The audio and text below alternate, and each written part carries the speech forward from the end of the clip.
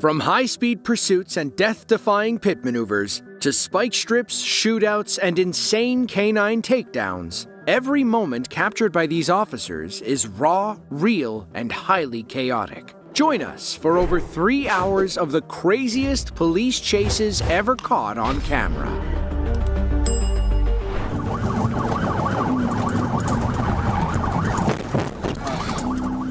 On May 9th of 2024, police in Miami, Florida were in hot pursuit of 27-year-old Melina Logan after she stole a Honda Civic from a car dealership. According to reports, she took the Honda out for a test drive with no intention of coming back. A BOLO, or Be on the Lookout, was issued near the Palmetto Expressway. Meanwhile, a Florida Highway Patrol officer raced to the scene and eventually took the lead in the chase as Logan led police into bumper-to-bumper traffic.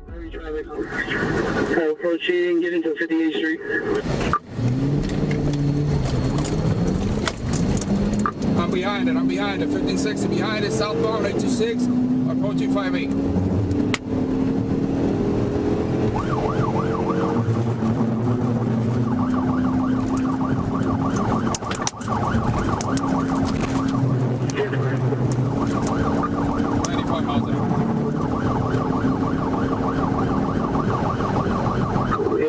I'll take the radio. We're southbound now, approaching 58th Street.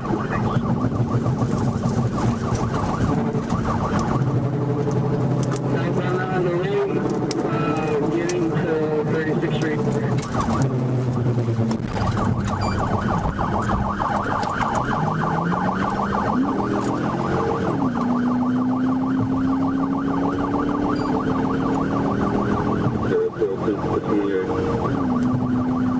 There's no 28 attached to it.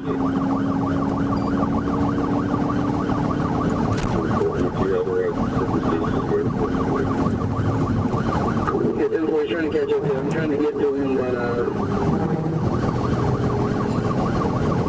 what's that 10-20? Southbound approaching 36, southbound approaching 36.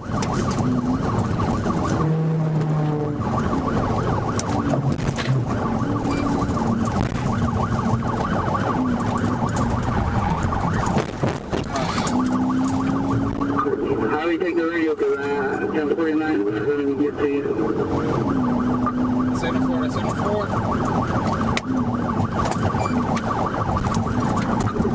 Hey, we're still southbound. It's approaching 2nd Street. Go behind it.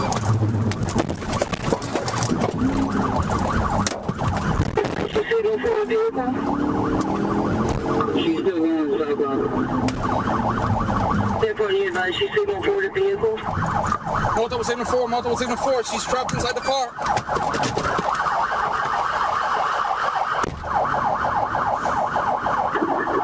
Hey, right before the exit to 25th Street, Miami, start fire.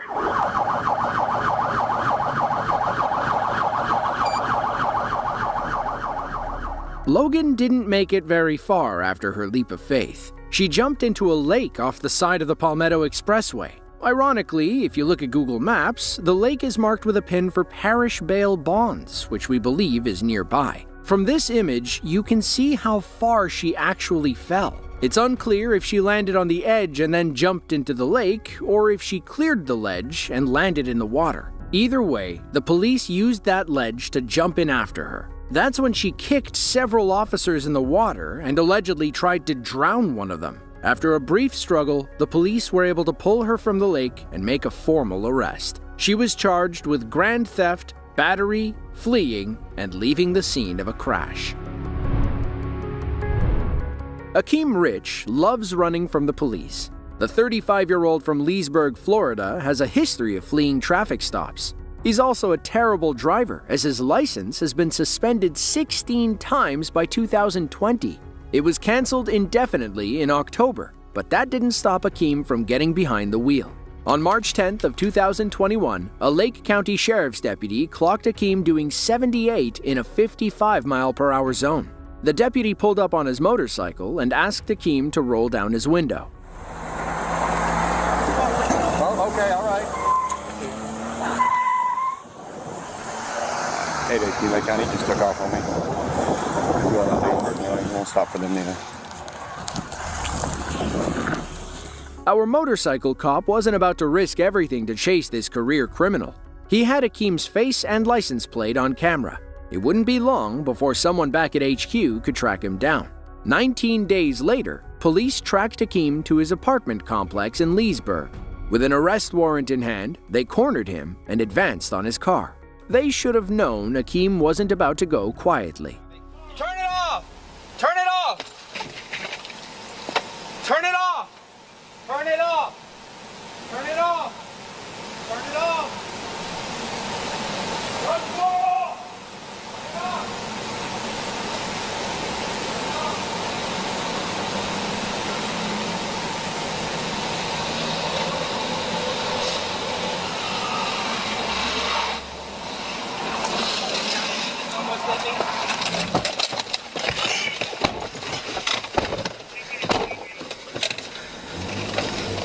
He hit. Stop sticking the street. Akeem takes off after nearly clipping one of the officers with his car.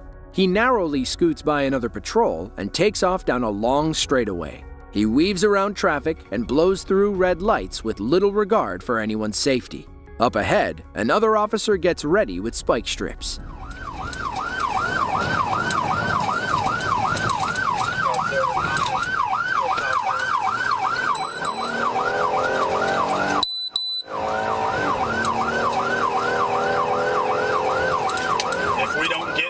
Sticks, we're going to cancel, just so everybody's clear. Coming up on MLK.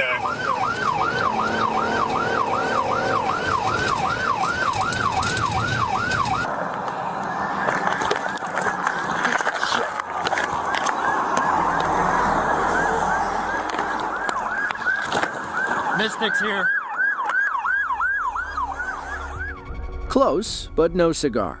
Spiking a speeding car isn't as easy as it sounds. Maybe the other officer waiting up ahead will have better luck.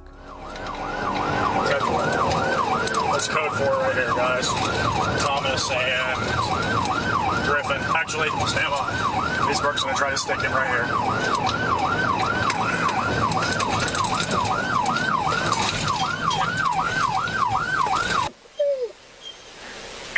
4 units do not get involved unless we are requested by LCSO. We've been requested 44. Okay, that one was a little sad. To his credit, it was a pretty big intersection, and he had no idea which way Akeem was about to turn. The chase continues, growing more dangerous as Akeem speeds through a residential area. An undercover car tries to keep up with him, but the officer winds up running himself off the road. They recover and come screaming past another patrol car. We pick the chase up from the undercover's perspective. He's got a special tool on hand that'll help end this chase for good.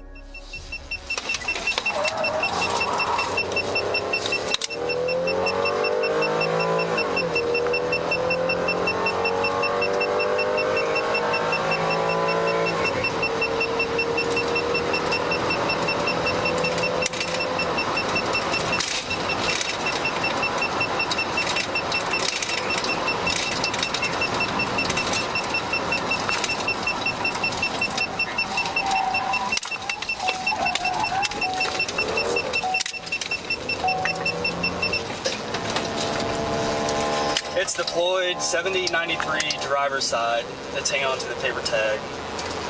He is westbound on Waitman from Beecher. The undercover car was part of the street crimes unit. The device he deployed was a Star Chase Dart. It's like a Bond gadget attached to the front bumper. The officer can fire it from inside, and it'll stick to the back of a suspect's car. Then, all they have to do is follow the GPS tracker. Akeem eventually ditched the car and fled toward the nearby apartment complex. While some officers searched the vehicle, others ran after and arrested him. He was charged with several crimes, including fleeing, aggravated assault, and driving with a suspended license. According to the police in Franklin County, Ohio, stolen cars have become a real issue in 2024. The trend may have sent the wrong message to these two Columbus teenagers. Instead of focusing on their grades, they decided to improve their hot wiring skills. On May 7th of 2024, police in Columbus, Ohio received a call about a stolen Hyundai. They raced to the scene near the John Glenn International Airport, where they saw the stolen car making a sudden U-turn. Now, these young car thieves were heading right for them. Did you turn to Clark Road back westbound?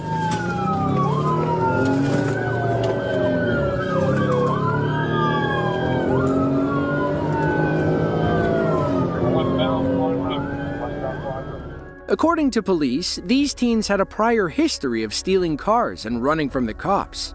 They fearlessly weave in and out of traffic while taking tight, evasive turns. Now, they've already damaged one police vehicle. Let's see how many more they hit before their joyride is over. 631 up to 640. Thank you.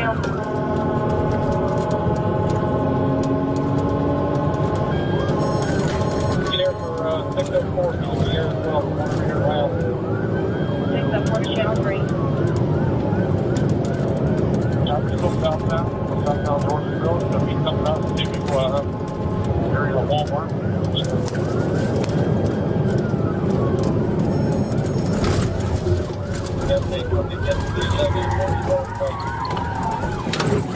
I just turned back eastbound on flying from Dorchesville, eastbound flying. The road opens up, and the teens hit speeds well over 100 miles per hour. Up ahead, they spot an officer waiting to throw spike strips toward their car. They bob and weave to confuse the officer, ultimately causing him to miss when he throws the spikes. Either these kids learned from the best, or they've been playing too much Grand Theft Auto. Signal is northbound, I think. Yeah, northbound.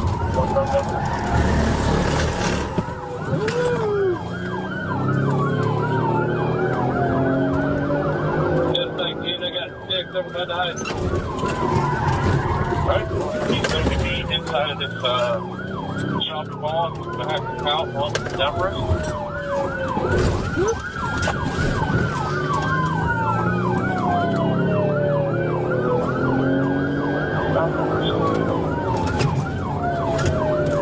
It's like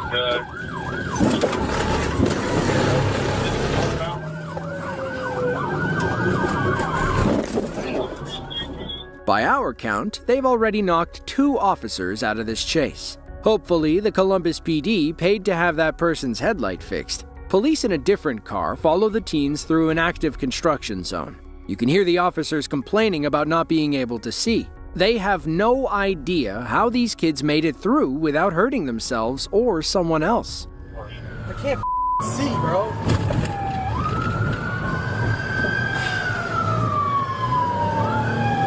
How did you make it through? Ran it all over.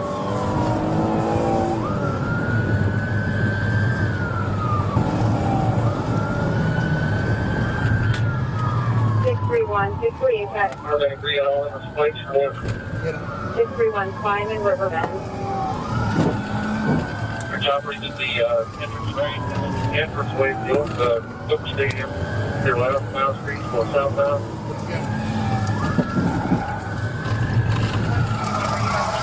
Get out, get out.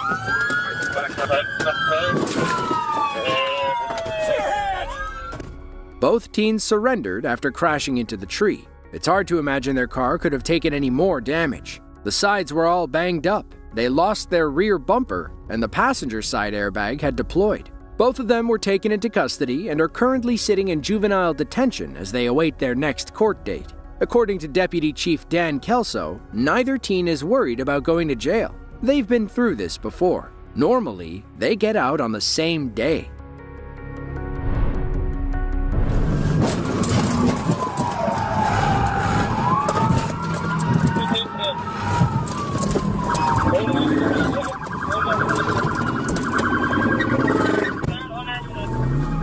Marquez Milner was on pace for a Georgia state record. The 21-year-old nearly became the first car thief to steal a Dodge Scat Pack, survive 5 pit maneuvers, and successfully outrun the Georgia State Police. But the GSP wasn't about to let that happen. On August 19th of 2024, Deputy Bradford with the Clayton County Sheriff's Office spotted the stolen car near Highway 314. He turned around as quickly as he could and topped 100 miles per hour as he caught up to Marquez. A routine pit maneuver should have ended this chase early on, but this car thief believed he was destined for greatness. Hey, he's coming out in 314. 314 heading towards 138.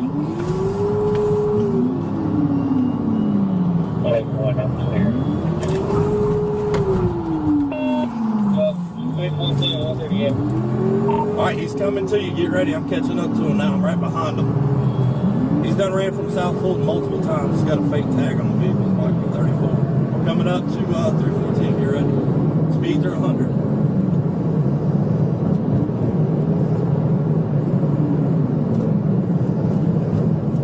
He's probably going to try to go towards Union City.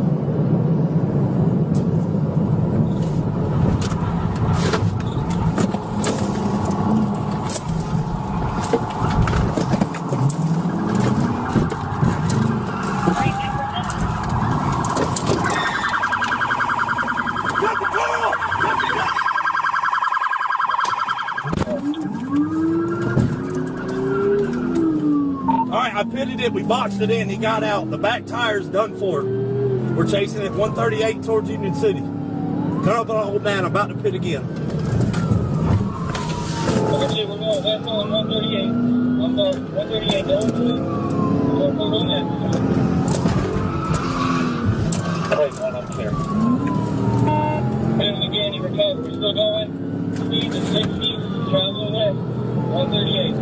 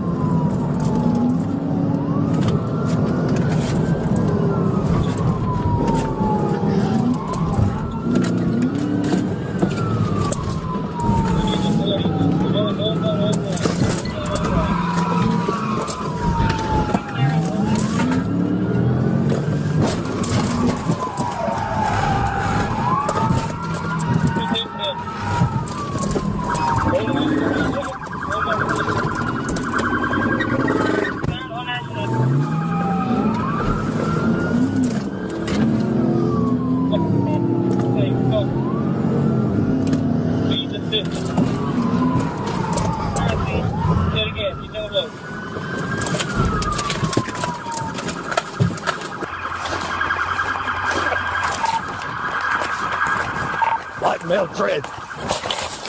Stop! I'm releasing the dog!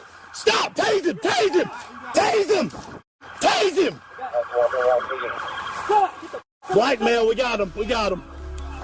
Marquez's ultimate mistake, other than stealing a car and running from the police, was sprinting into a thick briar patch. He wound up entangled in thorns and couldn't run much further. Unfortunately, our officers were also covered in tiny cuts. Inside the stolen Scat Pack, police found a Glock handgun on the driver's side floorboard. They also noticed the smell of marijuana, which only made things worse for Marquez. Doctors patched him up at the hospital, and he was arrested on multiple felony charges. On March 5th of 2021, police in Carroll, Iowa, pulled over a red car after spotting a wanted man in the passenger's seat. His name is Dennis Guider Jr., and police in Illinois wanted him for a long list of crimes. Officer Pat McCarty stopped Dennis's vehicle around 1 p.m. To his credit, he was nothing but nice to this wanted man.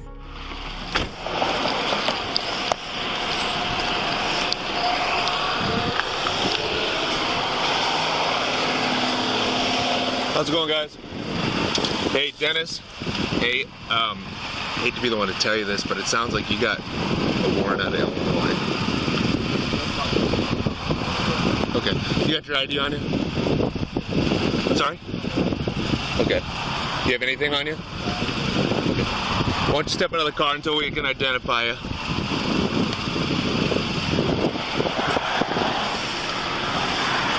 You got anything on your person, man? You got anything on you? Any weapons or anything like that? What's up? Awesome. Okay, go ahead and step out.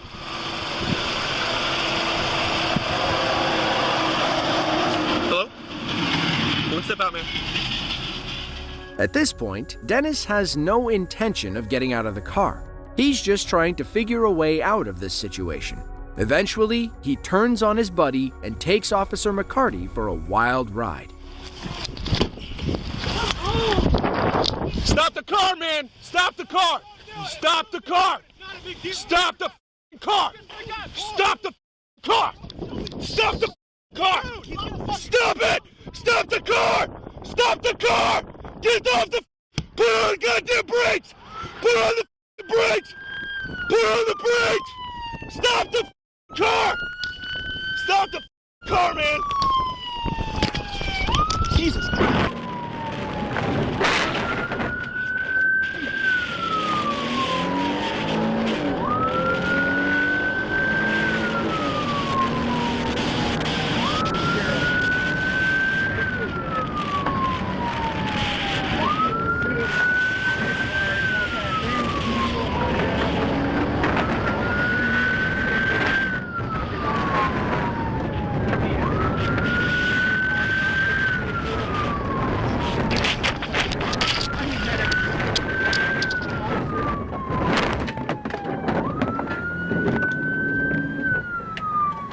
Carroll 91, he is going north past the county shed to Highway 30.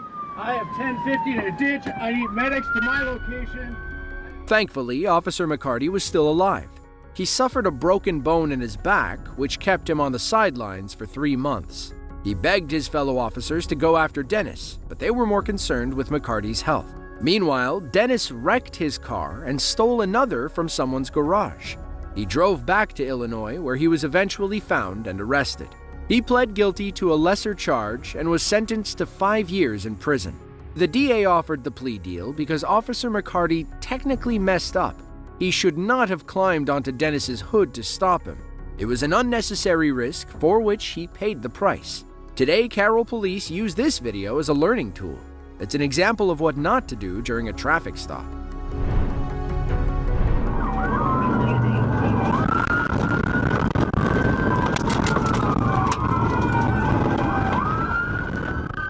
Leland Randolph didn't understand the rules of his parole. The 37-year-old felon had 24 prior convictions for burglary, possession, and unlawful possession of a firearm. All he had to do was stay out of trouble this time. But, as they say, the 25th time's a charm. It was December 2nd of 2021. Multiple agencies in the Lufkin, Texas area had been building a case against Leland for several days. After securing 3 new warrants, police finally moved in to arrest the felon. He had other ideas, leading to this short chase through Angelina County. He's fixing to try to go through the fence.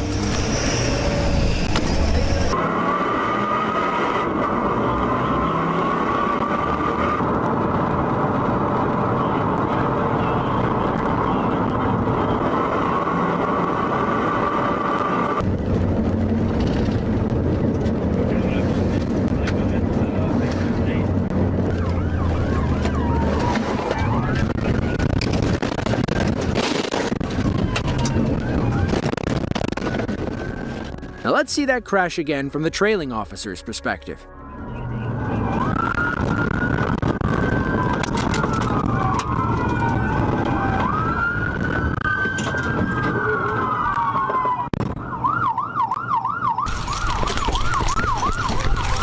Get down!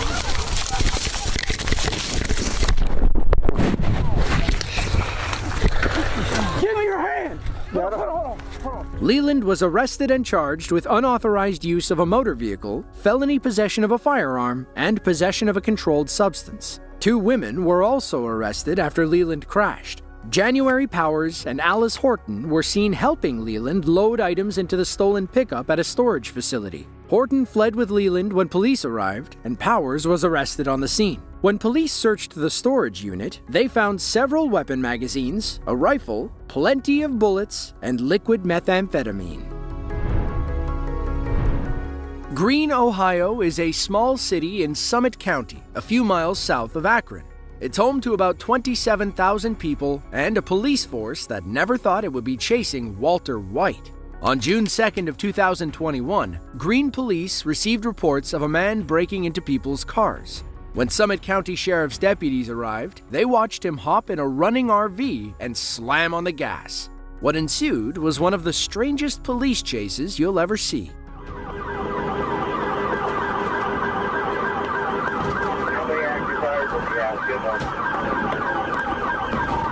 Left side is completely flat. Yeah, left side. Continue out south on Arlington from 37. Jamie, this stroke is still on. Arlington is 77. He's continuing on Arlington southbound. From Greensburg Road here. He did not make the F4. He's continuing on south.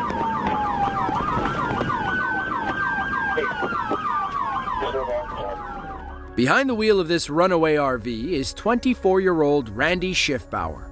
Now, this wasn't the first time police had encountered him either. He'd already spent some time in jail after driving into someone's Akron home with a stolen piece of construction equipment. Apparently, Randy liked to take things off-road and through people's backyards. So let me try to get back up front because I have collision damage already. Over your here, so save your cars. We can use them, get the dog ready. He's going to get stuck here. He doesn't want to go after this. The yards are back on the fences. And they get through that on the high-power side.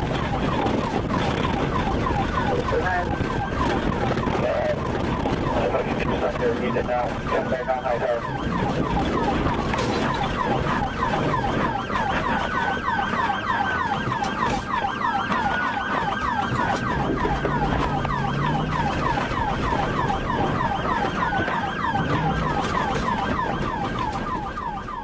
Thankfully, Randy gets back on the road, leading police deeper into this Akron neighborhood.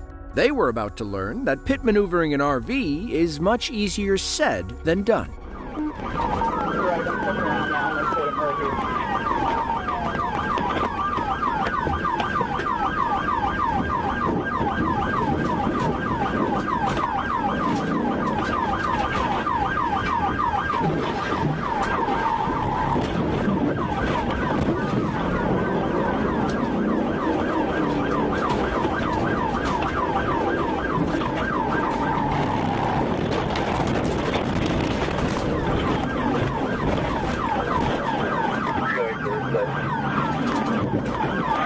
Be ready. Right here's something. He's not going to go anywhere.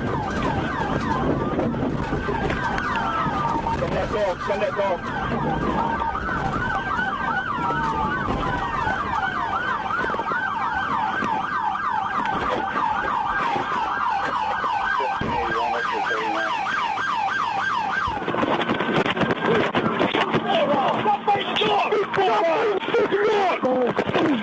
Get your hands behind your back now! Yeah?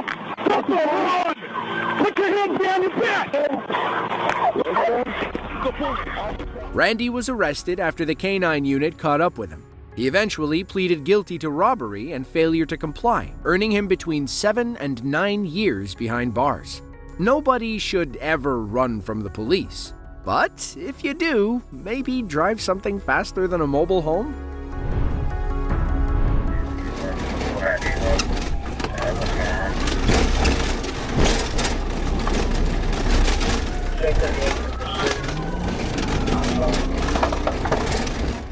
Fairfield Bay, Arkansas is a small town nestled in the heart of the Ozark Mountains. If you're into boating and off-roading, then Fairfield Bay might be the place for you. Just don't ride your four-wheeler on the main road. It was December 9th of 2022. Arkansas State Trooper Robert Neese was heading north on Highway 330 when he spotted a four-wheeler driving where it wasn't supposed to. What should have been a simple, "Hey, don't do that," turned into a wild off-road chase that pushed Trooper Neese's squad car to the limit.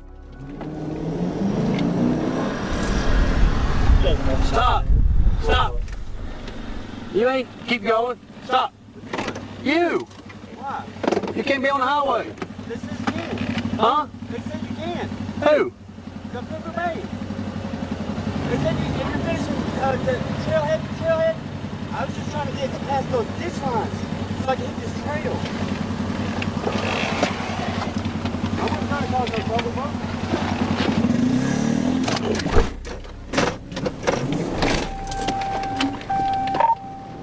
Oh, he just took off on me.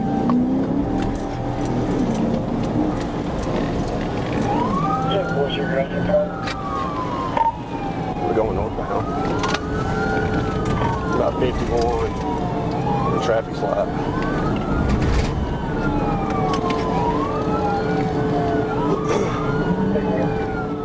It's right about now that our suspect remembers that he's on a four-wheeler and decides to challenge Trooper Neese to an off-roading battle.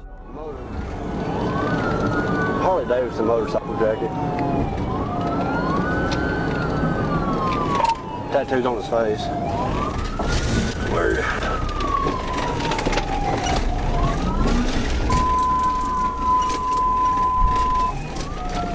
We're off the road.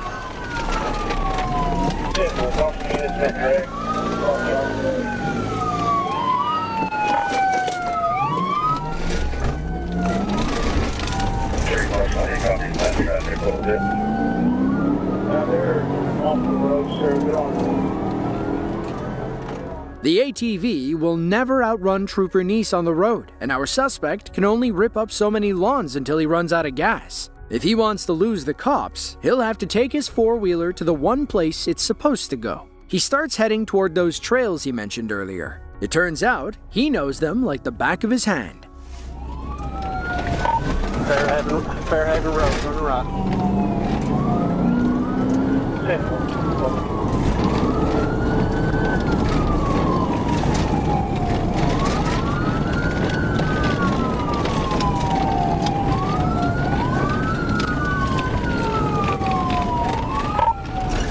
He's going through the woods.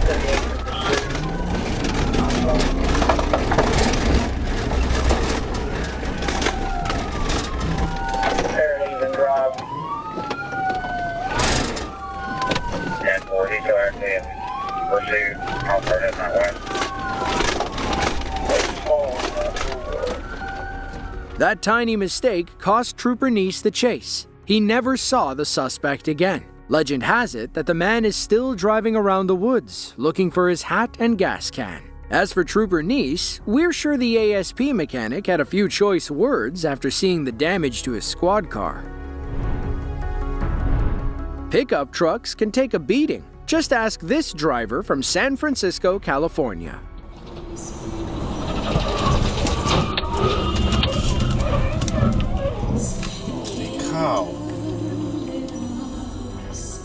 He was heading down the highway when something went wrong with his rear right tire. He veered right, overcorrected left, and wound up smashing into the concrete barricade. By some miracle, he walked away from the crash without any serious injuries. His bulky pickup likely saved his life. A woman in Sebastian County, Arkansas, learned a similar lesson when she used her truck more like a battering ram. It was May 5th of 2020. Highway patrol officers are in hot pursuit of a red pickup truck recently stolen along Highway 45. The driver, 27-year-old Jennifer Porter, also stole the owner's gun and had no problem waving it at the police. A deputy with the Sebastian County Sheriff's Department tailed Jennifer for several miles as she hit speeds over 100 miles per hour. Then she suddenly stopped, and it looked like she was about to surrender. But Jennifer had no such intention. Instead, she used the stolen truck's size to her advantage. Sebastian 12, Fort Special, myself, 18 and 27 in the Witcherville area, 71 in Dayton Road. 10-431 Dayton Road, break. Fort Smith, she's got a gun in hand. 10-4 Greenwood 9 driver. Vehicles 10-7.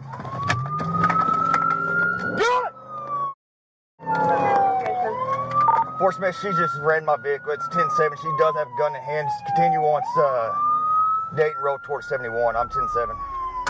Jennifer sped off after the hit disabled our officer's car. Unable to move, he got out to inspect the damage. You can see where the bed of Jennifer's stolen truck crumpled his hood and destroyed his headlights. But just because this officer is out of the pursuit doesn't mean it's over. Up ahead, Arkansas State Police Trooper Araujo Diego was waiting on a side street when he spotted Jennifer's truck speeding by. He hit the gas to catch up, and the chase was back on.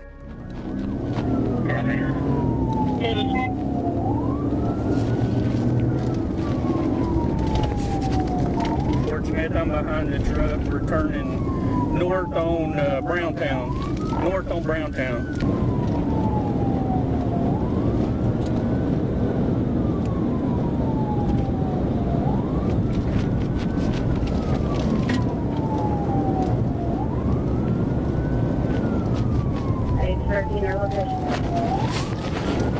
Fort Smith, they're going north on 253 off of Browntown.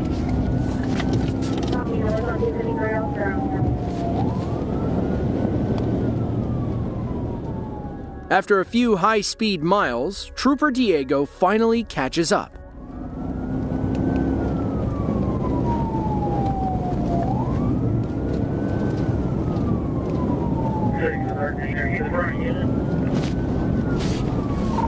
I'm the front unit. 10-4, what it say? I'm heading out. How back you going?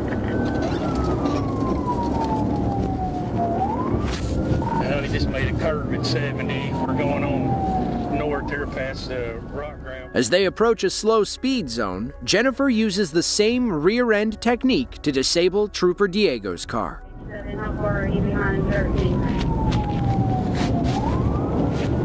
Okay, you I can do that.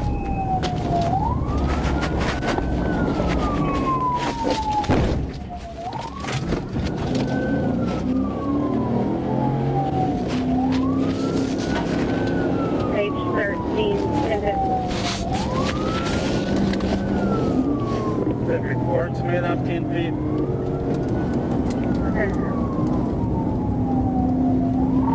Fort Smith, I'm 1050 of rear-ended her. She slammed on her brakes on me. Jennifer gets lucky about a mile later when two cars force Trooper Diego to slam his brakes. She speeds away, and he'll have to step on the gas to catch up. When he finally does, he spots Jennifer taking a sharp right turn. This chase is about to go off-road. This Comer Lane, I believe, is a dead end. She just turned down. 10-4, that is a dead end.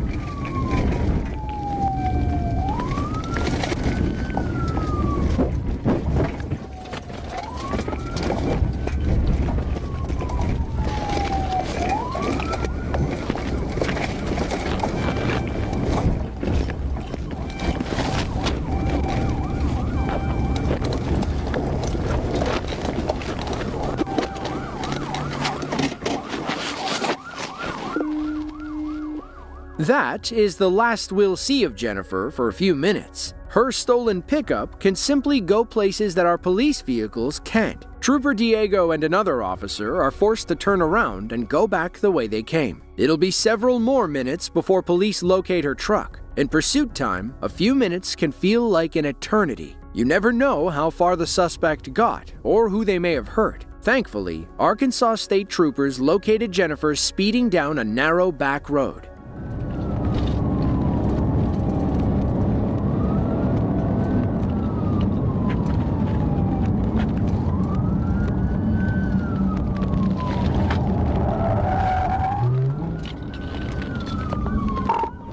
He's backing up, Fort Smith. I'll be back now. 1037, Fort Smith. Primary now.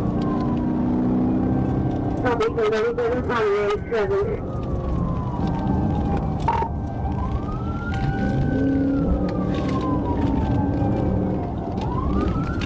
That's the Shadow Lake, Fort Smith. We'll probably have to get away.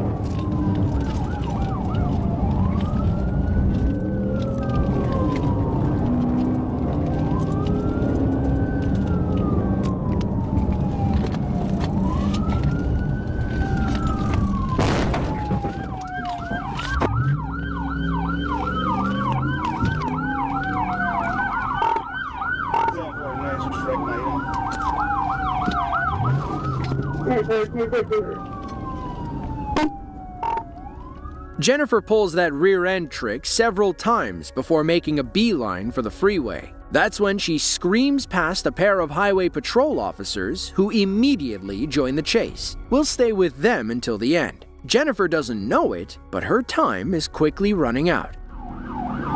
6 seconds, 15, I'll hold this. Get up there and clear it out.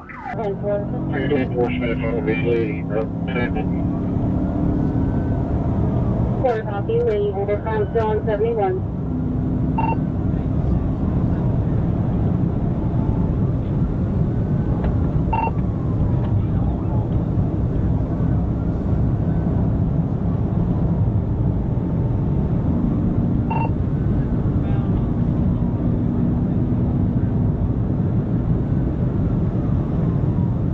Copy, northbound Old Jenny Lane, 115.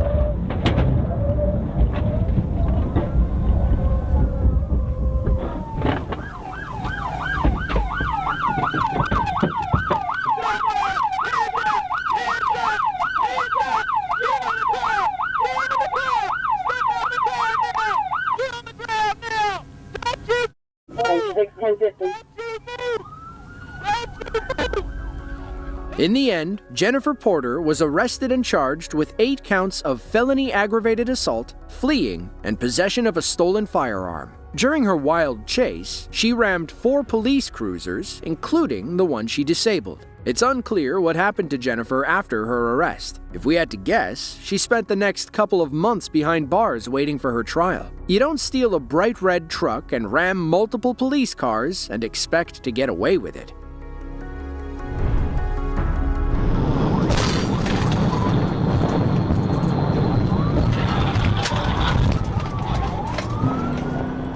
It was February 22nd of 2025. An Arkansas State Police officer was patrolling I-40 when he spotted a gray Mercedes driving too slowly in the left lane. The car was impeding traffic and forcing other drivers to pass on the right, which is against Arkansas traffic laws. The slow-speed driver, 35-year-old Dominic Copenhaver, suddenly flipped the script, morphing into a high-speed stuntman. Freaking do it. Take your foot off the brake. Don't do it, bro. Take your foot off the brake. Throw the window down. Turn the car off. Don't even do it. Don't even think about it. Don't even think about it. Put the keys on top of the car. He took off. He took off. Little Rock 37.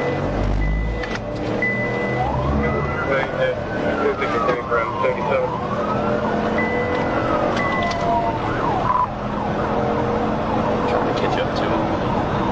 Looks like a white male, possibly mixed male. He's got a tattoo on his face.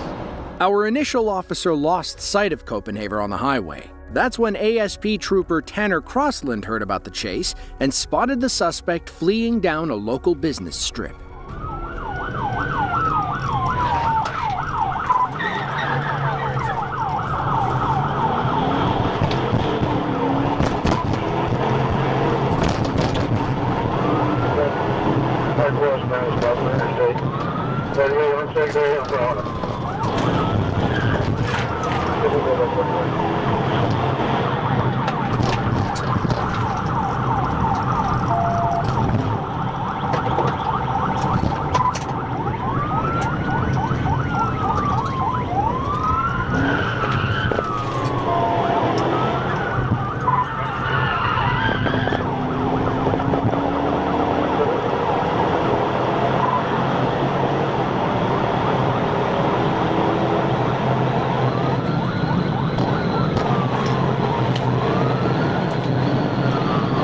trying to get to the one that's over at left right.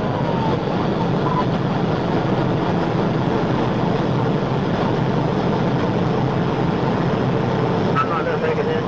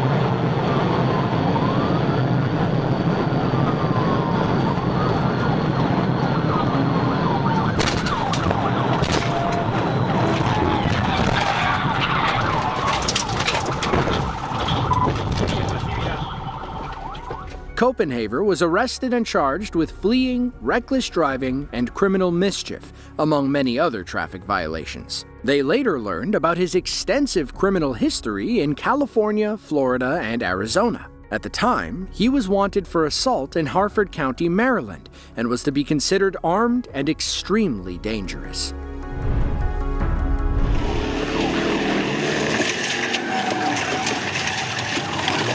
TVI A and B, TVI A and B. 10-4 vehicle stop. Nope, he's on the wrong way. On June 12th of 2025, ASP Trooper Randall Schwab watched a black Cadillac speed by his location on I-49 south of Fayetteville. According to his radar, the driver was going over 110 miles per hour with no signs of slowing down. Russian has been notified they're going to try and get green light less work out there.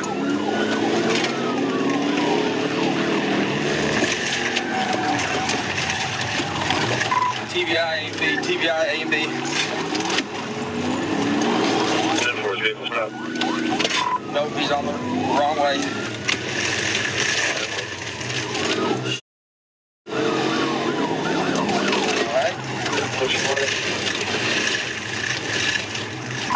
We're still, we are getting back on northbound, semi. I didn't understand what you said. Nobody cares. Northbound 49 from exit 61 as far as 12. Yeah. 49 heading northbound up to 61.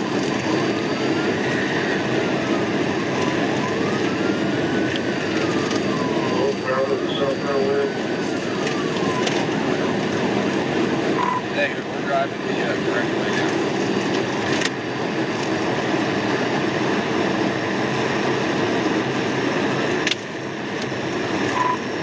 Approaching 60, speed 135.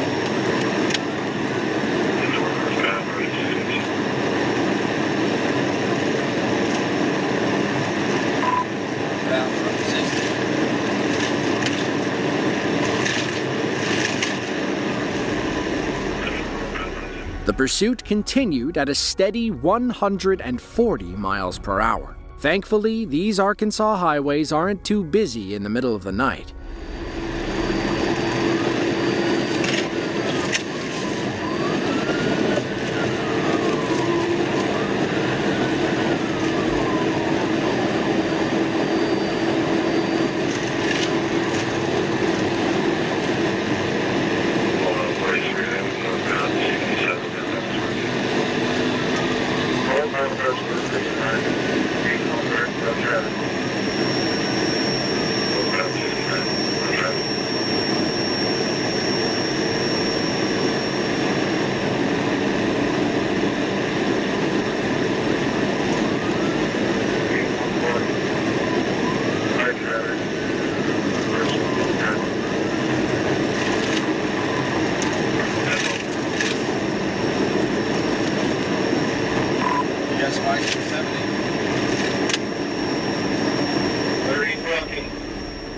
Up ahead, ASP Trooper Marshall Hill was preparing spike strips in the middle of the road. At these blistering speeds, spiking the suspect's car was like trying to hit a bullseye. Inside lane, fast lane, look out like right there.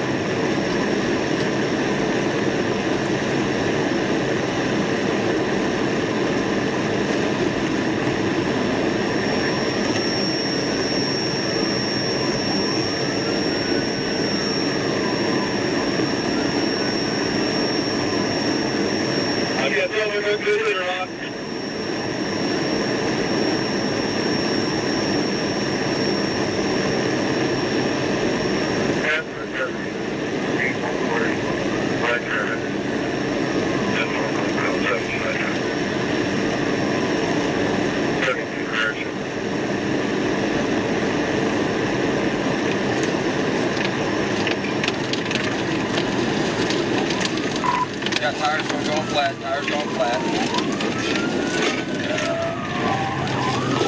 Sorry for my dude. Get up here one more.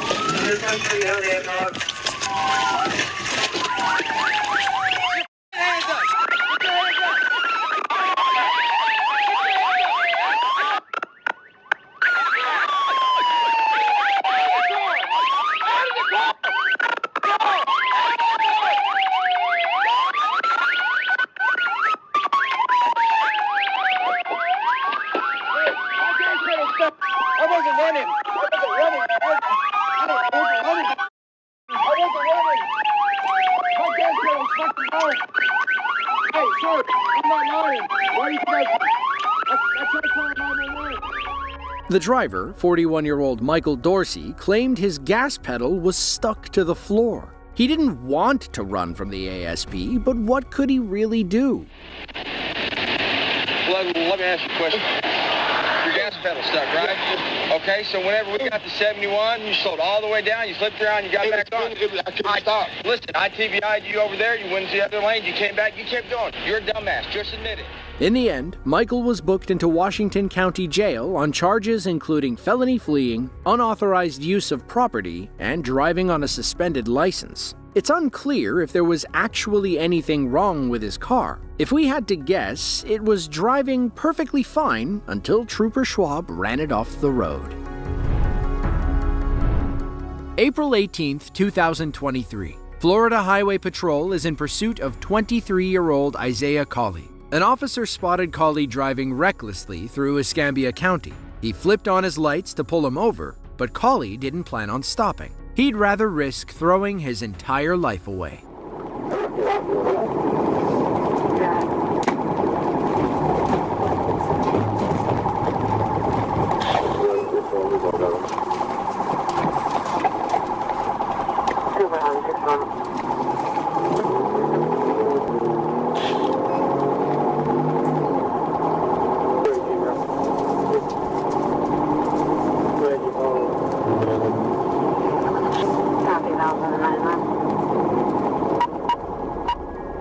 More highway patrol officers crossed the median up ahead to join the pursuit. They tried forcing Collie off the side of the road, but this maniac was able to weave in between them. He whipped around the right side and sped away like Grand Theft Auto.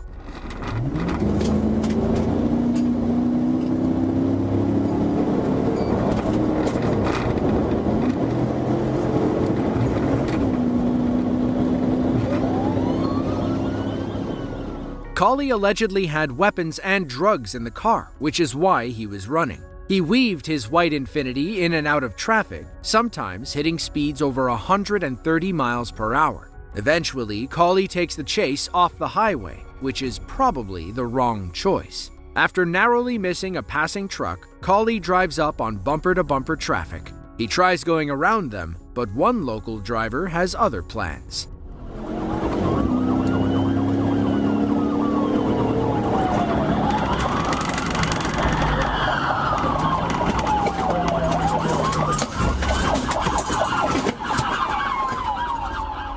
Collie takes off on foot as more officers arrive on the scene. They decide to sick the canine unit on him, but their puppy accidentally bites another officer.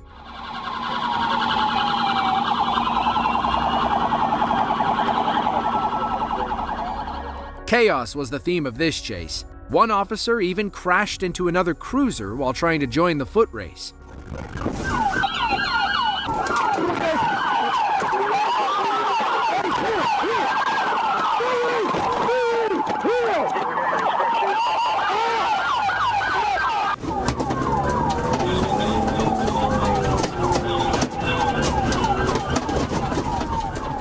Collie thought he'd be home free if he made it across the highway. Unfortunately, he was running right into the path of an oncoming truck.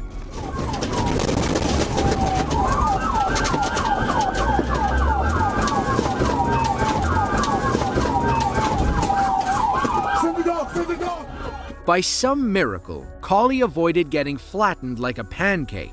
Police had to end this before he hurt himself or someone else, so they tried the dog one more time.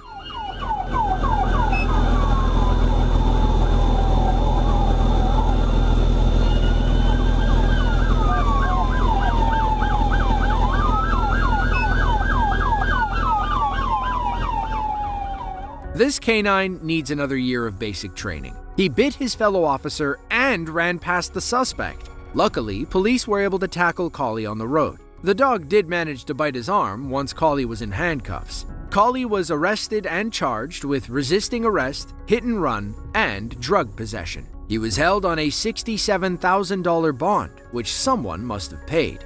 8 months later, in December, Collie allegedly took a man's life and went on the run. He was arrested in Georgia for first-degree murder and second-degree attempted murder. It goes to show that police can never be too careful. You rarely know what kind of person you're dealing with, especially when they decide to run.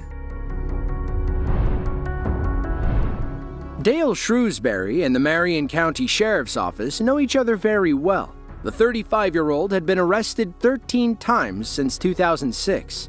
His favorite crime was driving on a suspended license, one he had committed 3 times already. He added a 4th offense on August 11th of 2022 when he stole a car in Ocala, Florida, a city between Orlando and Gainesville. Police tried pulling him over, but this career criminal had no intention of stopping. When he couldn't outrun them on the street, he tried taking the chase off-road. We're going to be eastbound on Southeast 73rd Street from 441. Let me know if you get 41st. You get north or south. I'm going to be here with 6. Be down Southeast 30th Court Road on a dirt road, heading southbound.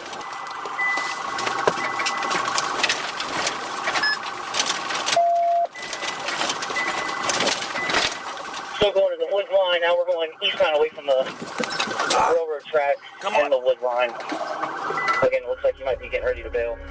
His plan worked. The larger police SUV couldn't navigate the trees.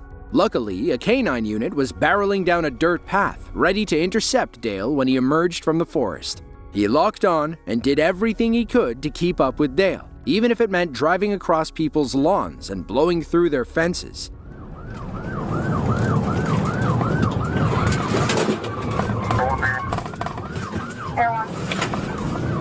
51 911 Kilo 38th Street. How about the 20, or about the 3000 block you just fitted? Stand by. Switching out B. 29 floors, been trying to fit again, unsuccessful.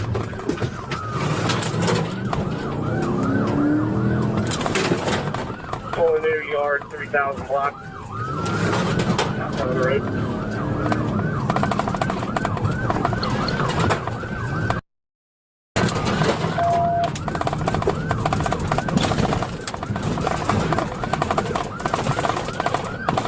Alright, we need to signal 4 to a fence. We're still southbound in somebody's backyard.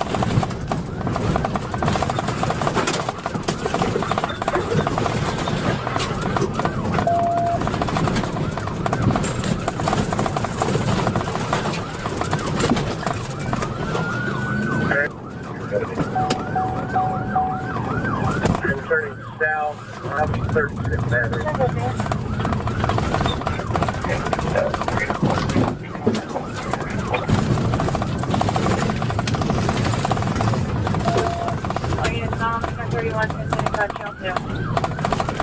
Behind the house is 5308. Dale almost lost the police for a moment back there, but our K-9 unit quickly caught up.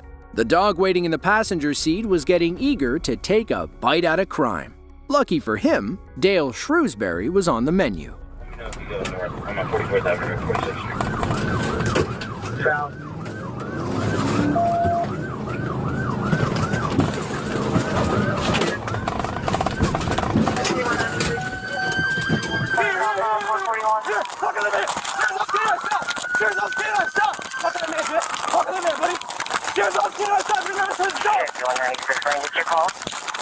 I'm just trying to make you aware.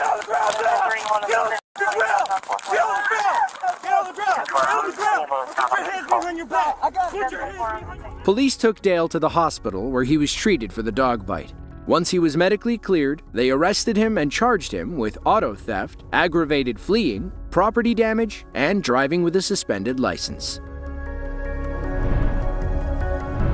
On March 6th of 2022, police in Pinellas County, Florida, were in pursuit of 27-year-old Kenneth Lunford. Lunford is a homeless man that was just trying to buy some drugs outside a motel, but got into a fight after the deal went wrong. Unfortunately for him, things only kept going downhill from there. He wound up stealing the dealer's car and led police on a high-speed chase through several towns and cities. Thankfully, the Pinellas County Sheriff's Department had their eyes in the sky. A helicopter followed Kenneth as he burned down streets, blew red lights, and weaved around traffic. All this clip needed was the wanted level stars from Grand Theft Auto.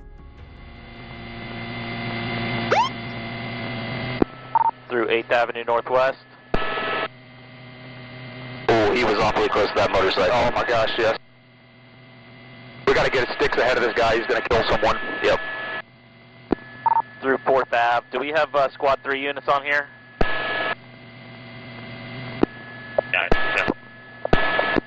Alright, he's over the wrong side of the road coming up to West Bay on Clearwater Largo. He's got a red light. Alright, he ran the red light. I think he just signaled forward into this van. He's now westbound on West Bay.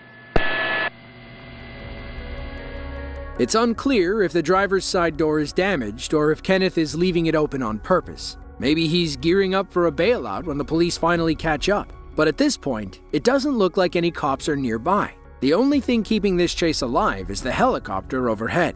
It watches Kenneth drive on the wrong side of the road and narrowly hits several civilian cars. He earned another wanted star when he tried to carjack a Corvette. All right, wrong side of the road around that deputy. Still continuing, high rate of speed. You missed the flight, 28. You went on the crap. All right, continuing south past 24th. He's in the median, high rate of speed.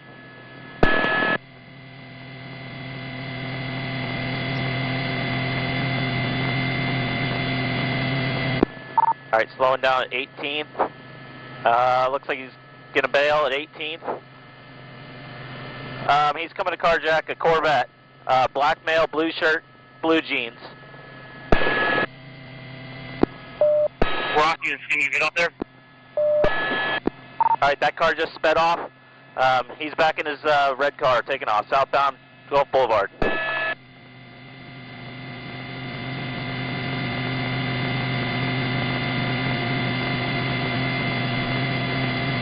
You just went southbound on 1837, Gulf Boulevard? He is southbound on the Gulf Boulevard, high rate of speed, 12th Avenue. We need to get this guy stopped. The Corvette driver wasn't about to let this maniac take his car. But, as the saying goes, if at first you don't succeed, try again. Just ran the red light at Fifth. This guy has no regard for anybody else on the road. On the pedestrian path, just signal forward, in front of Krabby Bill's 4th Avenue. Out of the car, running southbound. He's trying to carjack another Mustang, a black Mustang. Sorry, I'm getting a little amped up here. You're good. Alright, he just carjacked this Mustang. Taking off in a black convertible Mustang, southbound on Gulf Boulevard. Can anybody in this? Ram it if you have to. I'm right behind it. It looks like that car was involved in the Signal 4, so he's got the back left tires gone. Now, Kenneth may have upgraded his ride, but he's lost the back left tire. It wasn't long before he lost control, and deputies were able to come up behind him. He fishtails, hits another car, and then nearly takes out someone on a bicycle. He smashes through an apartment complex fence and winds up nose first in the Florida mangroves. He takes off on foot, wading through the swampy area before ending up in the Gulf of Mexico. That's when police surrounded him with their weapons drawn. Either he can swim to Mexico or let the police take him in. In the end, he did the smart thing. Police hit him with 31 charges, including carjacking, DUI, and leaving the scene of a crash. His mugshot showed him with several cuts and bruises on his face. Thankfully, nobody else was seriously injured during his joyride.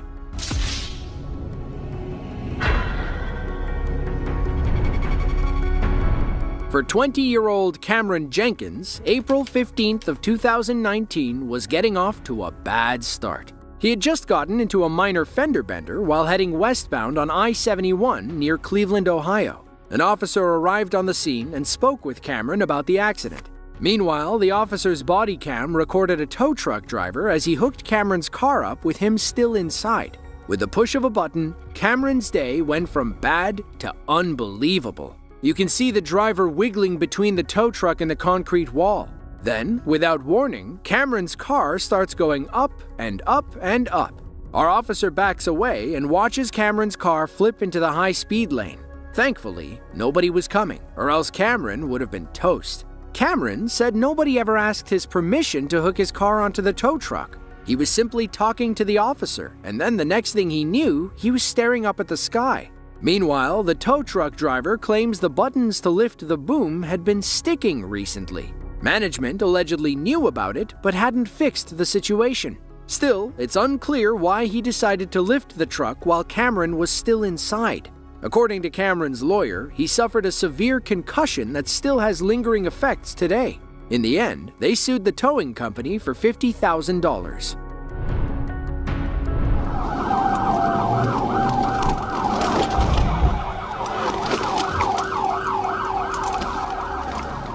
Little Rock, Arkansas, July 7th of 2023. Arkansas State Trooper Michael Ellison was on patrol when a black Tahoe passed him at a high rate of speed. Trooper Ellison was going the legal limit, if not a few miles per hour over, so he knew the Tahoe was driving excessively fast for this road. He activated his lights, at which point it looked like the Tahoe driver was pulling over. If he did, he wouldn't be featured in this video, now would he?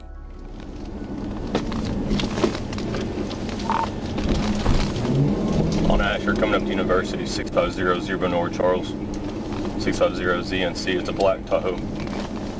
Passed me at about 90. Still rolling towards University. Oddly, our driver still obeyed traffic laws while running from the police. He even sat at this red light while Trooper Ellison was behind him with lights and sirens. Left.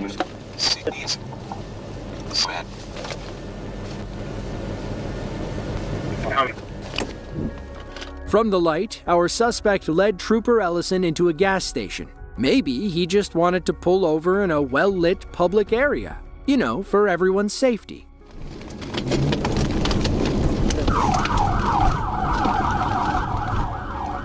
Guess not. Our driver, later identified as Marvin Jenkins, took Trooper Ellison onto the main road. The wide lanes gave him enough room to perform a pit maneuver. The execution was perfect. The result, however, was unexpected.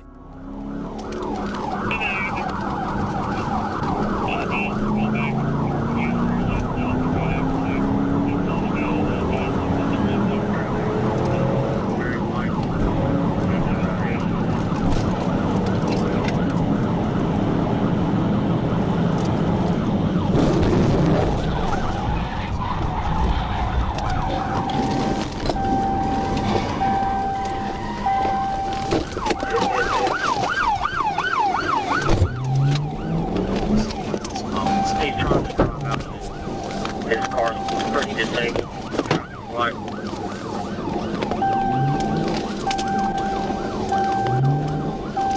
CFS comments. we're just short of 53rd South Common. He doesn't have any tread lift on his tires, so there's no traffic on our side.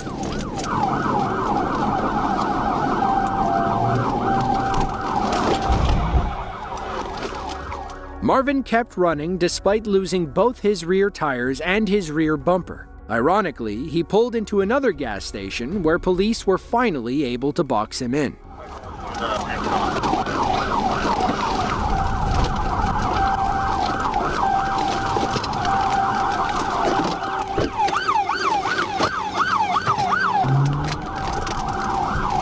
Yeah, he's still trying to drive. Next on.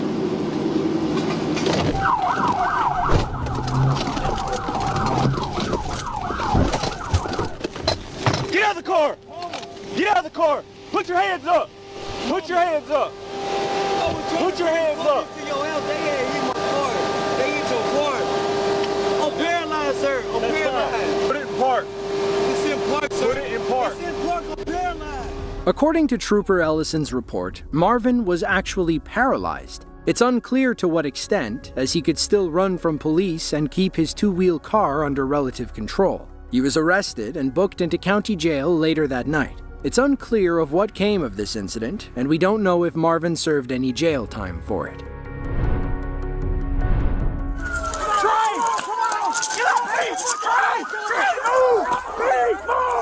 It was January 28th of 2023, close to 2:15 a.m. A police officer in Atlanta, Georgia, had just pulled over a driver for a broken headlight. The officer was nice enough to let the man off with a warning. Then, just as he looked back toward his patrol car, he watched an unrelated suspect hop into the driver's seat and take off. All right, driver, I'm gonna let you off with a verbal, all right?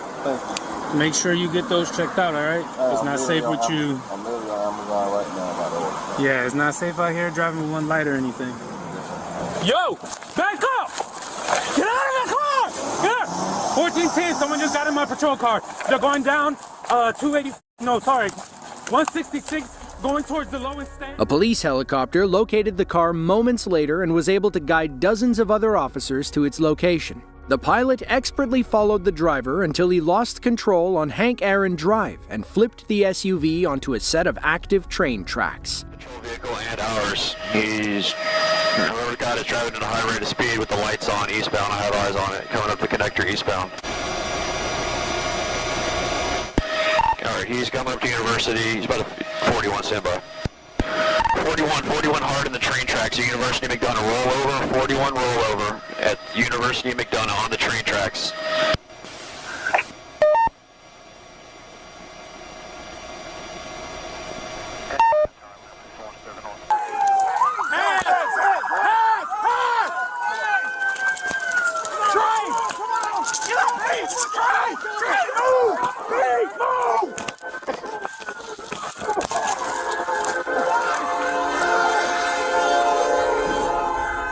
Now let's see that near miss one more time from the helicopter's perspective.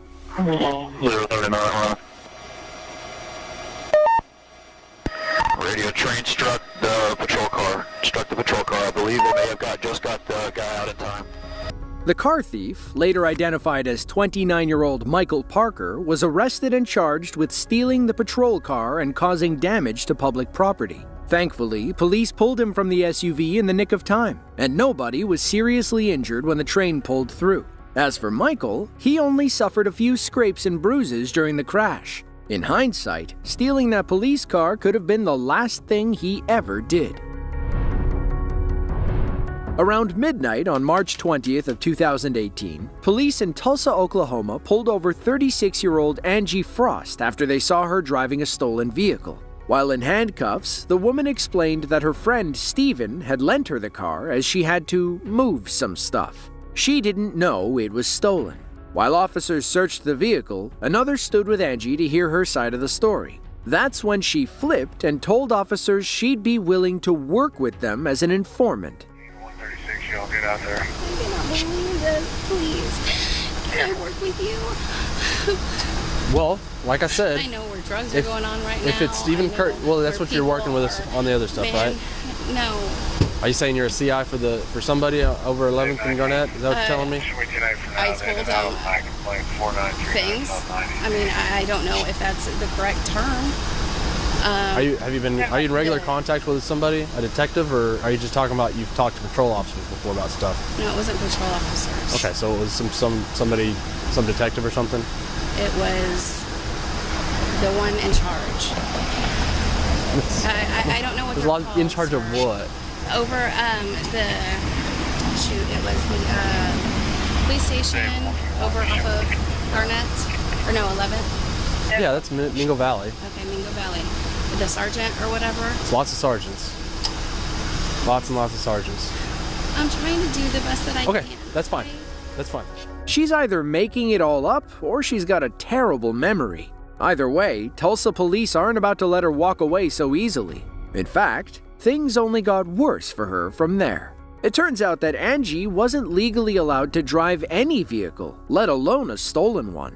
Another officer says she's going to jail, at which point he puts her in the passenger seat of his cruiser. Then they sidebar, and new information about this stolen car comes to light. Is Steven listed as the suspect on the EMV? Yeah. See if she can give him to us. Yeah. She says she knows him, she borrowed the car from him. He's listed as suspect. We could take her for what? No DL? This ain't gonna stick since he's the listed and she borrowed it from him, saying she doesn't know.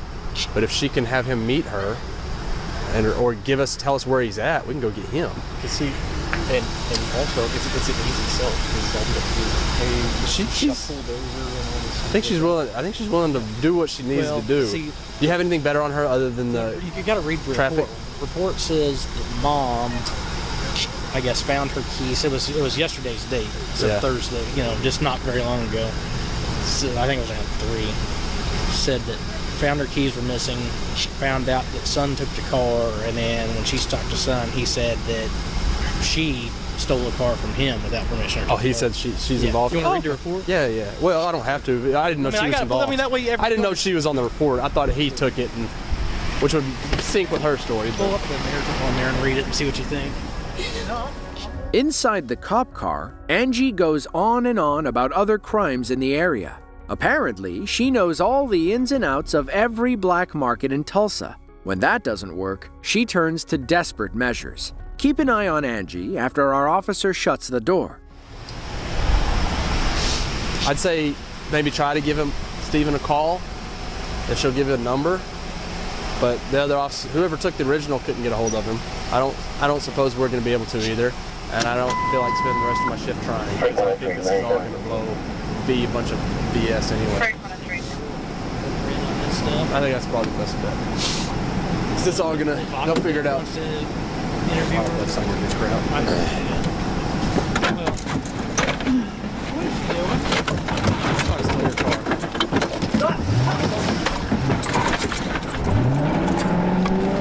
David 136, suspect just stole my vehicle, is heading south on Memorial.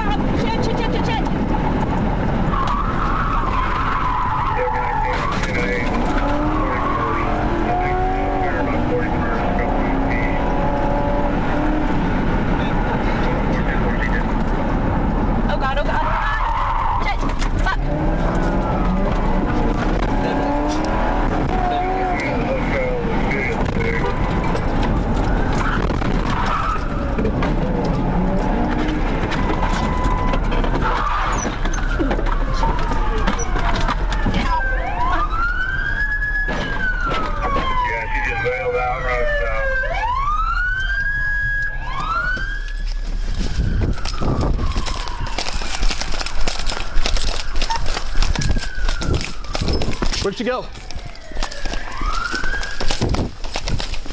Is that her right there? There she is.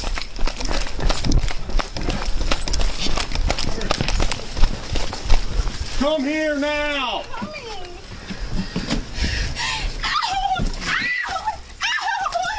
Get on the ground!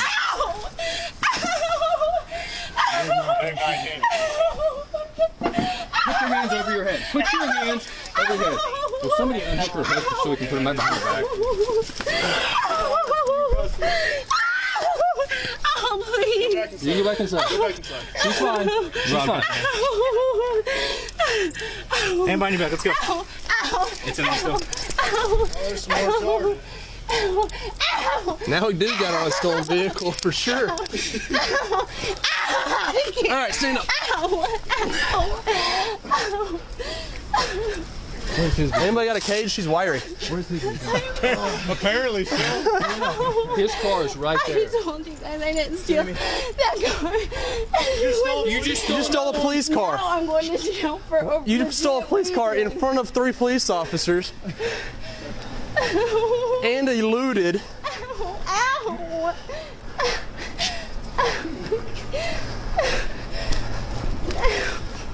I've seen some stupid stuff, but my gosh. And you hit a car with it?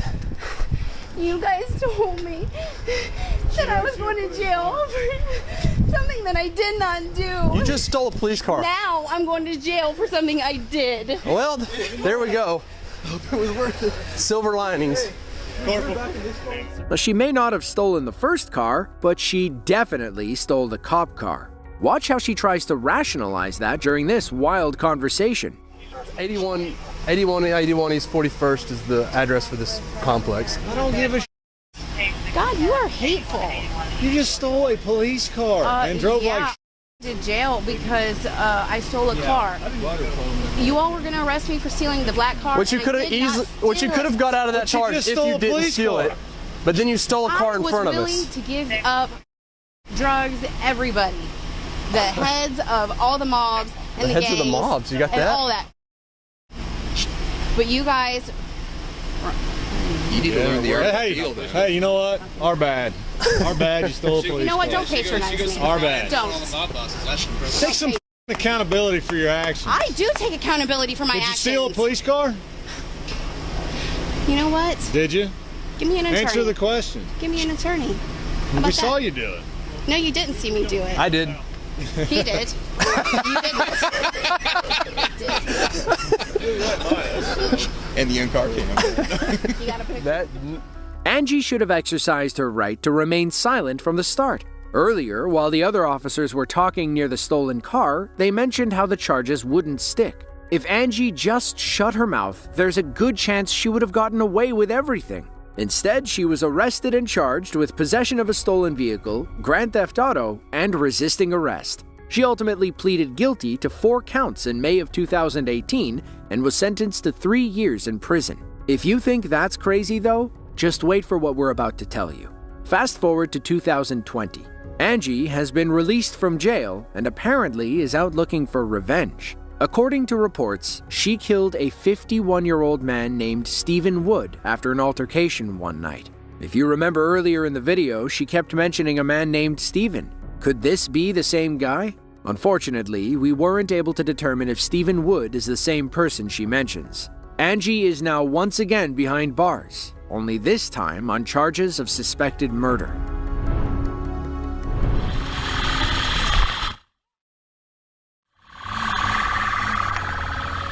The narrow streets of Brazil don't lend themselves to high-speed chases. That's why cops and criminals prefer motorcycles instead. This nighttime chase through the busy city streets pitted 2 skilled riders against each other. One of them was a criminal willing to risk everything to get away. The other was a seasoned biker cop who could have easily chased this guy all night.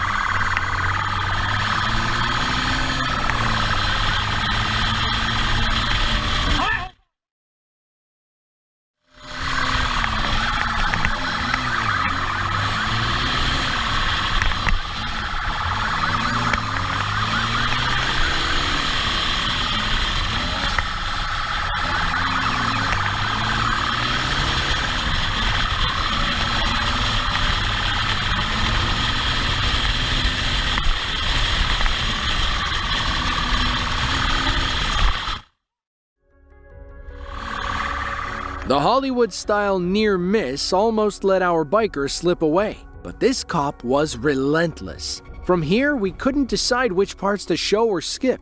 So, enjoy the next 5 minutes of non-stop, heart-pounding action through the narrow streets of Brazil.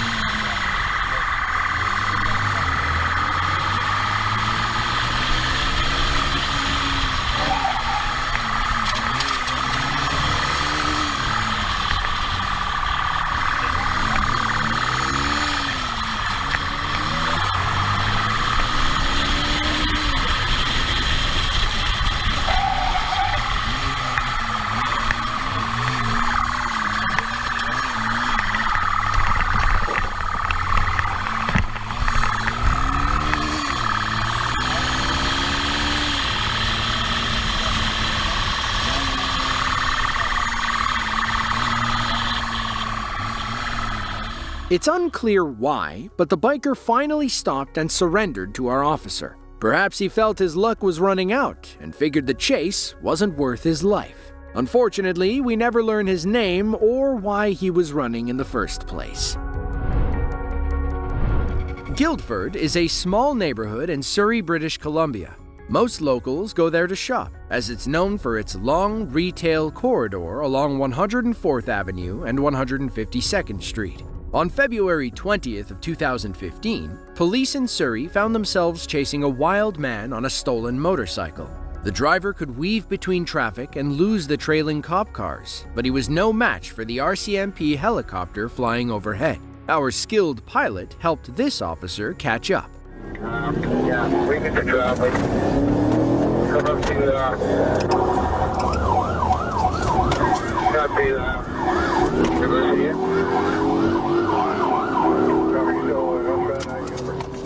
The helicopter kept eyes on the suspect as he blasted down main roads. Eventually, he pulled into the Guildford shopping mall.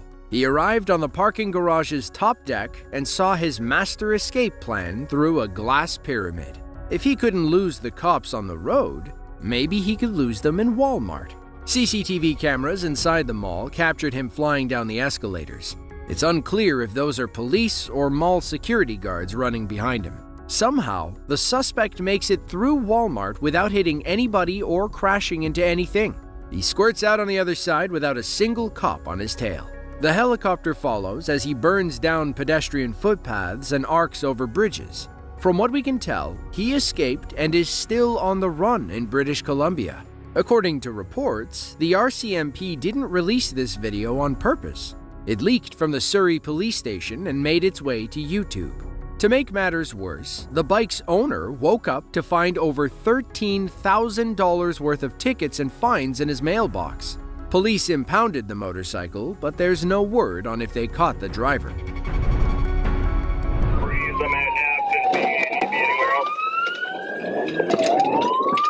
Get out of here. Tell me get out. Take passenger if they bail.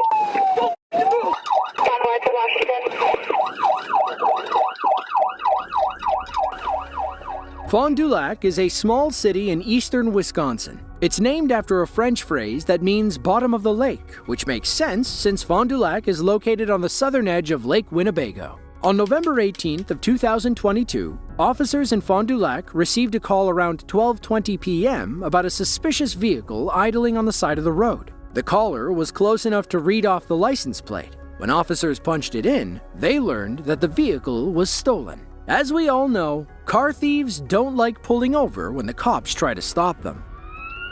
5-4, he's going to be taken off. Eastbound NF right now. Eastbound NF. 5-4 on the brakes here. W794. 5-4, we're going through the field right now. W794.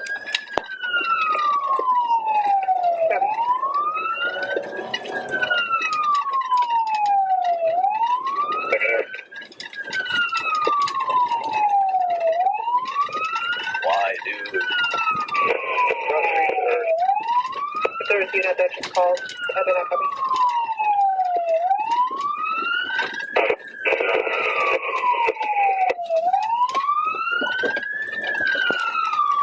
Westbound on F.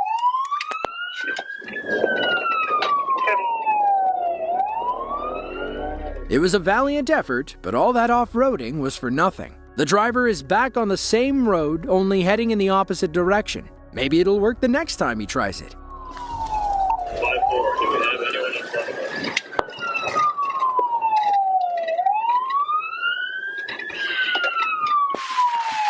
5-4, Eastbound Airport, going through the field right here in the corner. From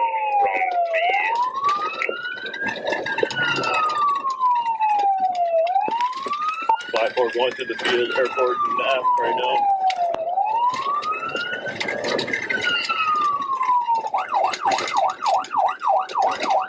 Have to go through the field.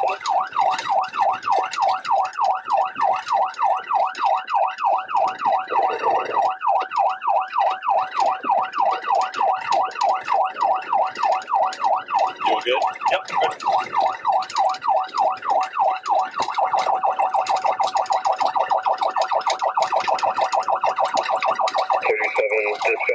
close by. Just like before, the driver is back where he started. He stays on the road for a few more miles and manages to put some distance between himself and the police. That's when he gets the bright idea to try off-roading again. This time, his passenger bails out. He probably felt safer in police custody than with this maniac.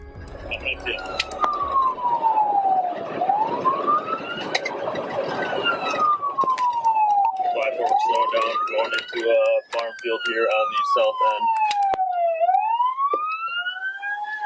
I don't really want to go through that. Need to before we arrive. He was wearing a black jean with no hat. 5 more traveling through a farm field.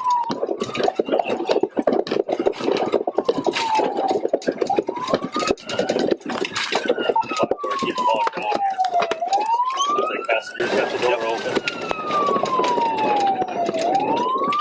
Get out here. Tell me get out. I'll take passenger if they bail. Get out. Get them. Get them in cuffs. Get them in cuffs. When police asked what they were up to, the passenger offered an innocent explanation. As unlikely as it sounds, the story checked out. They were just getting the mail. The passenger just didn't know that they were doing so in a stolen car. Meanwhile, our lead officer stayed on the driver's tail. You go with 691 and I'll catch up with 54. 5-4, we're going back out on the F. We're going through the farm right now. 541, I said. 156, we good on a pit or no? Hold up. Confirm. 10-4.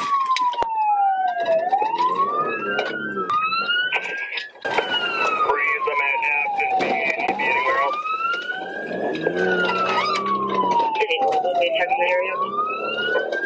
91 subject, this is 20. She'll take a firearm in that vehicle. 2 to 5-4, I'm going to try and set up spikes on north of UFC. We're going through the high school parking lot right now.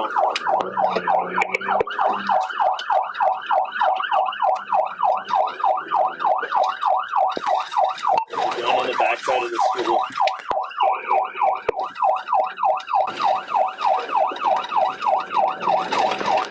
We are by the walking track right now. We're going through the field by the baseball diamond.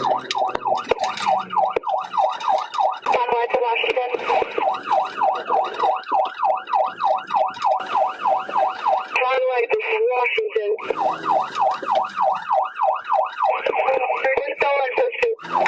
Sure, 156 on the road down there.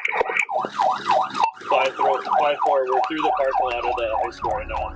That was the last time police saw this Fond du Lac car thief. They called off the chase after he entered a high school parking lot. Catching this guy wasn't worth the danger. According to police reports, the passenger identified the driver and warned police about the gun in his lap. We never learn his name, and Fond du Lac authorities haven't released much more about the case. They did issue a warrant for his arrest with nationwide extradition, meaning no matter where he runs, police in that state can and will send him back to Wisconsin. Go, go, go. Got it. Take it, take it, take it. No, you can't right now. Watch out, watch out, watch out. Left, left, left, left. September 3rd of 2024. Police officers in Columbus, Ohio are in hot pursuit of 2 armed robbery suspects. Jolyn Rutherford and Onday Sullivan, both 21, had just robbed somebody at gunpoint. They took off in a black sedan, and it wasn't long before the police were hot on their tail.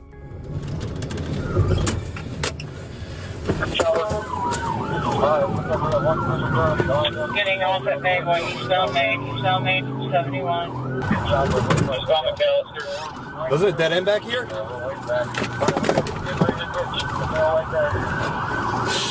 Go, go, go, go. He's bailing right now. No, he's not. Come back to Maine, come back to Maine. He's gonna head back, he's gonna come out on Maine over by the towers. Hang out. 120. Go, go, go. Got it. Take it, take it, take it. No, you can't right now. Watch out, watch out, watch out. Left, left, left, left. I gotcha. I gotcha. You're good, you're good, you're good. He's missing a tire. Southbound Allen Creek. Take him at the wall, take him at the wall. Take him.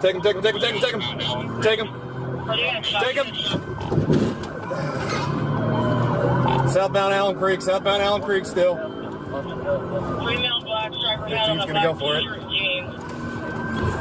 Male black is the one with the male black white hoodie has a gun. Good.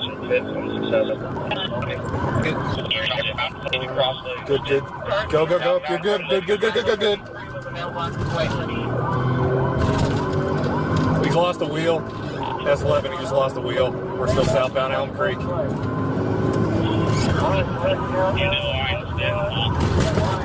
We're going to be at line stand, bailing.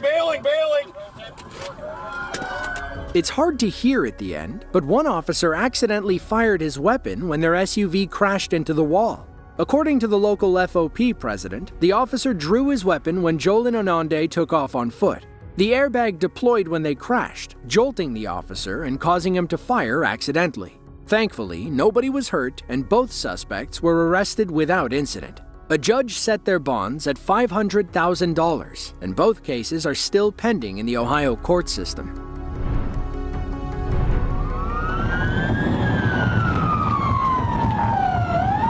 All right, roll over, squad, on Loomis. Usually, suspects are the ones being dragged out of rolled over cars. This police chase from Greenfield, Wisconsin wanted to change that trend. It was August 12th of 2018. Greenfield officers were after 26-year-old Jorge Ornelas, who had just fled the scene of a traffic stop. Police ultimately terminated the initial pursuit for public safety. Then, another officer spotted Jorge fleeing east near the Southridge Mall. He made a quick U-turn and tried pulling Jorge over again. Once more, he refused. Minutes later, a third Greenfield officer spotted Jorge on Edgerton Avenue. This time, he wouldn't let the suspect get away. He closed the gap and went in for a pit maneuver. Unfortunately, the move didn't go as planned.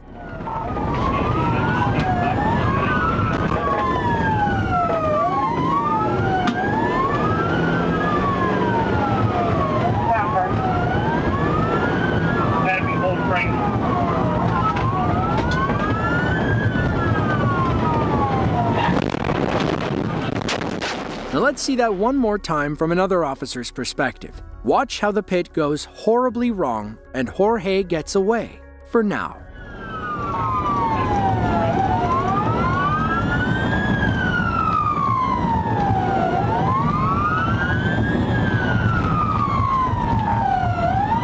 All right, roll over, squad, on Loomis. Roll over.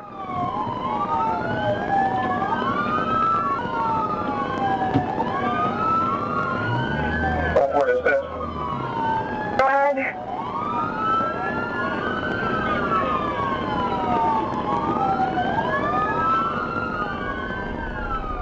According to reports, Jorge's rear left tire bumped the median during the pit maneuver. Instead of spinning out, he bounced back into the police SUV, effectively pit maneuvering it on his own. Thankfully, the officer was okay and only sustained minor injuries. Doctors cleared him and he was released later that day. Other officers eventually caught up with Jorge and he was arrested shortly after the chase began. He faced felony counts of recklessly endangering safety, eluding an officer, and causing bodily harm. August 16th of 2016. Police in Chattanooga, Tennessee are in hot pursuit of a stolen Chevy Impala. The driver, 20-year-old Cordarius Caldwell, was wanted for assaulting a woman at gunpoint in Nashville. He fled the city after stealing the Impala, which he found at a gas station with the keys still in the ignition. Police from both cities and the Tennessee Highway Patrol got behind Caldwell as he raced up I-75 north. It was raining and traffic was heavy. Other drivers didn't hear or see the sirens until they were right behind them. The chaotic chase led to 15 car accidents that day, including this near catastrophe when a highway patrol officer lost control and slid off the road.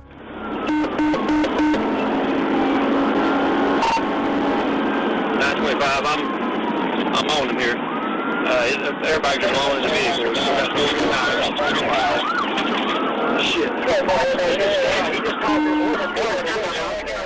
Now let's see what happened one more time in slow motion. Watch how both officers involved in this crash were only trying to avoid civilian vehicles. The first police SUV swerves right, forcing our dashcam officer onto the shoulder. At the last second, he cuts hard to the right, narrowly avoiding a head-on collision with the silver sedan. Thankfully, he only suffered minor injuries during the crash. His cruiser, on the other hand, was totaled. Meanwhile, his fellow highway patrol officers stayed on Caldwell's tail. They weren't about to let him get away with this one. Junior, I'm beside you on the right side. I'm beside you on the right side. Advise what we can do. I'd be here where it's going to storm bad. 9.5 for 2200. Take it out. Yeah, boy.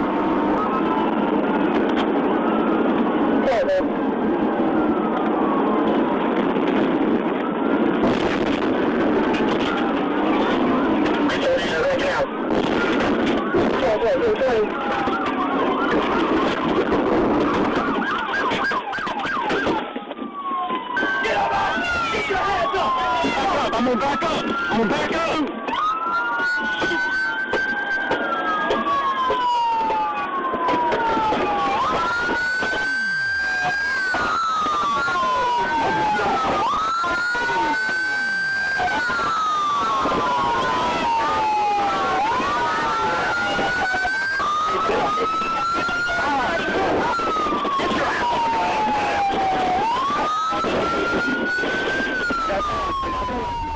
Caldwell was arrested and charged with assault, false imprisonment, vehicle theft, and evading arrest. According to the police report, he struck 15 vehicles, including multiple cop cars, between I-75 North and I-24 East. Thankfully, nobody was seriously injured. We believe Caldwell served some prison time for his crimes, but was paroled several years later. In 2023, he was in trouble again for allegedly trying to kidnap an 11-year-old girl from her East Nashville home. 10-4, I'll advise S1. S1, do you copy that? They're requesting the unit stand by at this time. The vehicle contacting the runways and they're On March 30th of 2016, California Highway Patrol officers were involved in one of the strangest pursuits you'll ever see. It began after several calls came in about a Jeep parked on the side of the road near Lemoore Air Force Base in Kings County. When officers arrived to conduct a wellness check, the driver allegedly stepped on the gas and fled. As seen on this officer's dashcam footage, he began driving the wrong way on Highway 198 before entering the base through an unguarded control point. The Air Force doesn't take kindly to unauthorized people on its bases, and that includes police officers. The only people allowed to pursue the suspect were the helicopter pilots overhead. They had to be extra careful too, as an F-18 was trying to land nearby. That's our car, right? Yeah, that's our car. I'm going to pop up 1,000 more, dude, because we got an F-18. 65 S1, are you on the merge? Okay, they just dumped something out of the car. I don't know what it is. The police helicopter proceeding. Something was west following the 30 copies. How far away are we? We lost sight of them. They blacked out. Oh, yeah. I'll put my spotlight on them. No. Oh. What? I thought they said they had no aircraft flying. I misunderstood them. They got one. H40, be advised they have one F-18 that is coming in to land. 10-4, there's an F-18 coming in to land.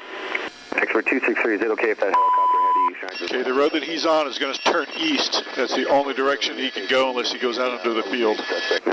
Okay. I'll advise. Okay, go ahead and put a light on him now, dude. F-18. Advise the road he's on is going to go east. It's the only direction he can go. And security called us and let us know to stay off the airfield. Repeat, we need to stay off the airfield at this time. Maybe the Air Force should be in charge of dealing with this guy. They'll have a special bone to pick with him after he caused this F-18 to abort its landing. 20, go ahead. I'm taking the light off. That F-18 is all right on units his from door. SO and CHP to 1022 and just let the helicopter follow him.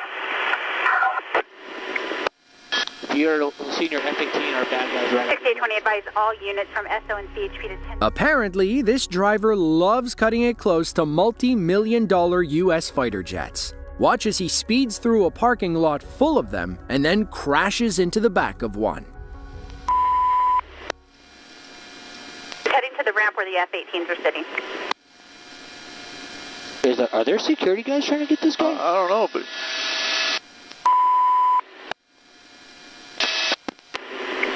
Okay, he's on the ramp with the F-18s now, heading eastbound towards Reeves Boulevard. 10-4, I'll advise S1. S1, do you copy that? They're requesting the unit standby at this time. The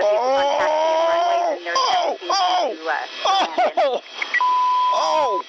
10-4, I defer to who's on scene. However, if they get the opportunity to advance, it's approved. I don't know what these security guys are doing. S1, copy, deferring to whoever is on scene, but if they get the opportunity, you're approving it. We just had a near miss on a couple of jets, and now he is stopped in a field between the east runway and the east taxiway.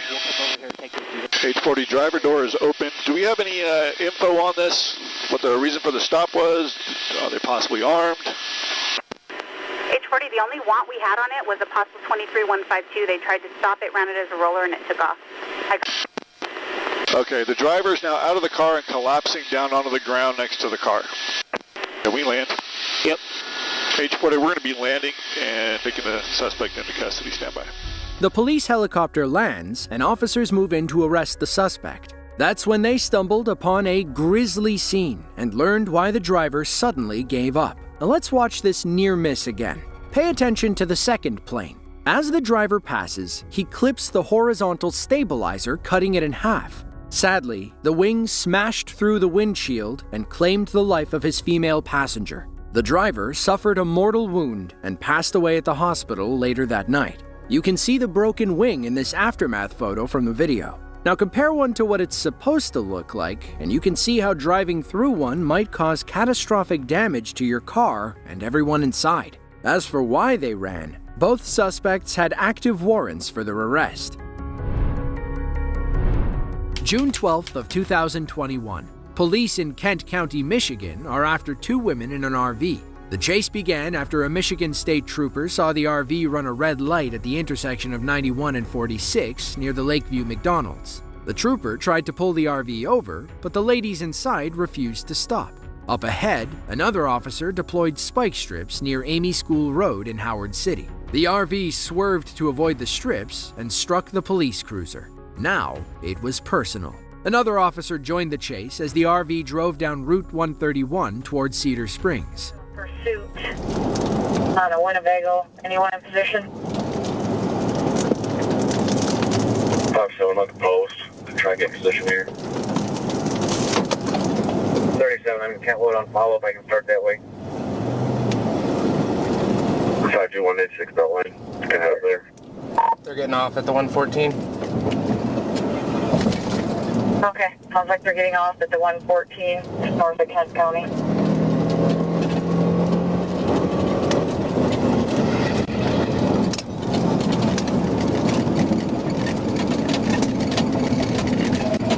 I'll roll north, just in case. Clear.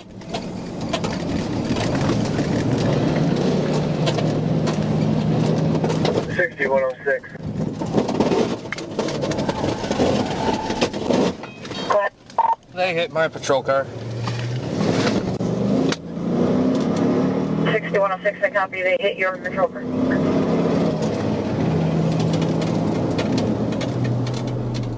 The RV, now driving on a missing tire, refuses to stop.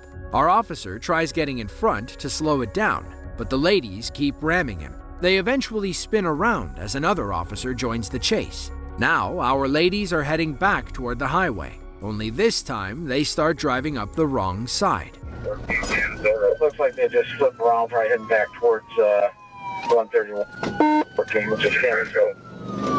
14, we're going the wrong way on northbound. Permission to pit. 605414 southbound in the northbound lanes now.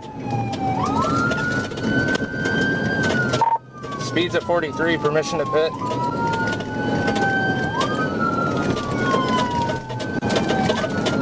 Southbound in the northbound, speeds at 43. Requesting permission to pit.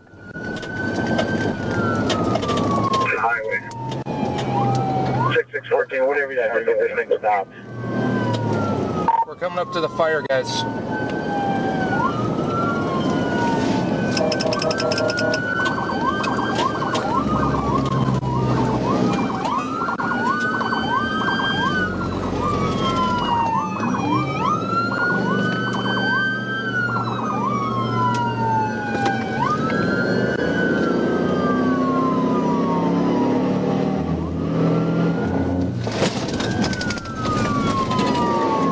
Still southbound, speeds of 45. Still southbound, speeds of 45, 1359. 5-3 from 6-6, just follow her. I'll try and break the traffic up.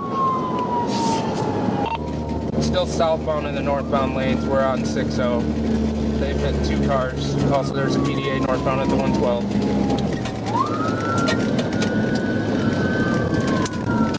6414, I got one at West River heading north. I think I'm going to have to shut this thing down here at 17 mile if I can get some help. Cutting across. We're going to be southbound in the southbound lanes. 5-3, move out of the way. Cut across southbound in the southbound, 1402. 6414, clear. 5-3 from 6-6, back off. Slow down traffic for me. Thankfully, the RV returns to the right side of the road. They were never going to outrun the cops in a Winnebago. Finally, our officer gets permission to pit the RV. Trying. And they're taking the exit 17 mile road here. I think 6-6. Hey, real quick, what's the hit speed? Yeah, real quick. All units be by statewide 6 is passed, so Kent County can monitor on this talker. I'll call you back. Kent County says if you need to stop 6, let them know.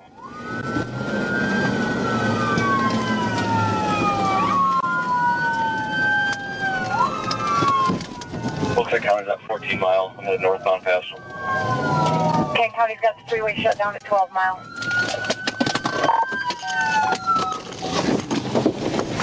Get out of the car! Get out of the car! Get out of the car! Linda Mankel and Alexandra Anderson thought they were Thelma and Louise. They'd just robbed a bunch of TVs from Walmart and were driving toward Grand Rapids to sell them for drug money. Inside the RV, police also found several empty bottles of alcohol. Given her criminal history, 49-year-old Mankel could spend the rest of her life in jail. Anderson wasn't charged with anything related to the pursuit. It's unclear if she played a role in stealing the TVs.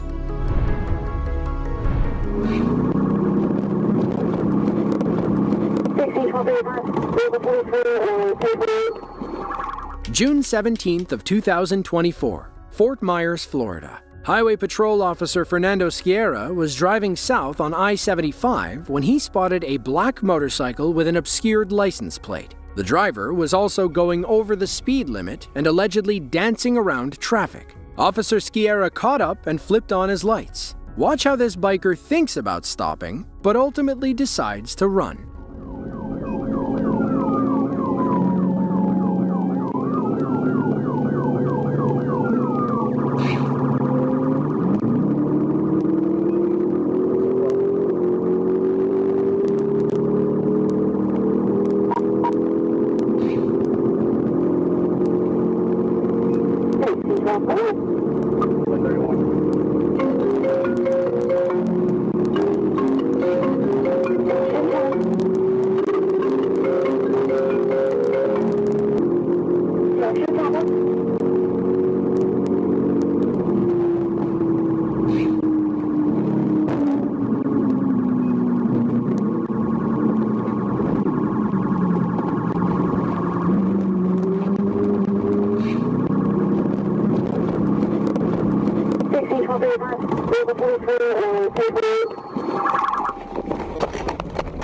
Our biker, identified as 21-year-old Joseph Owens, claims he wasn't trying to run and was on his way back to work when Officer Sierra pulled behind him. In his mind, driving over 120 miles per hour and weaving through lanes with a police officer behind you doesn't equal running. Something about that equation just doesn't make sense. He was definitely running, but the real question is why? Joseph didn't have any drugs or weapons on him, and we don't believe he had an active warrant for his arrest. By all accounts, he was an average guy who made an incredibly dumb decision.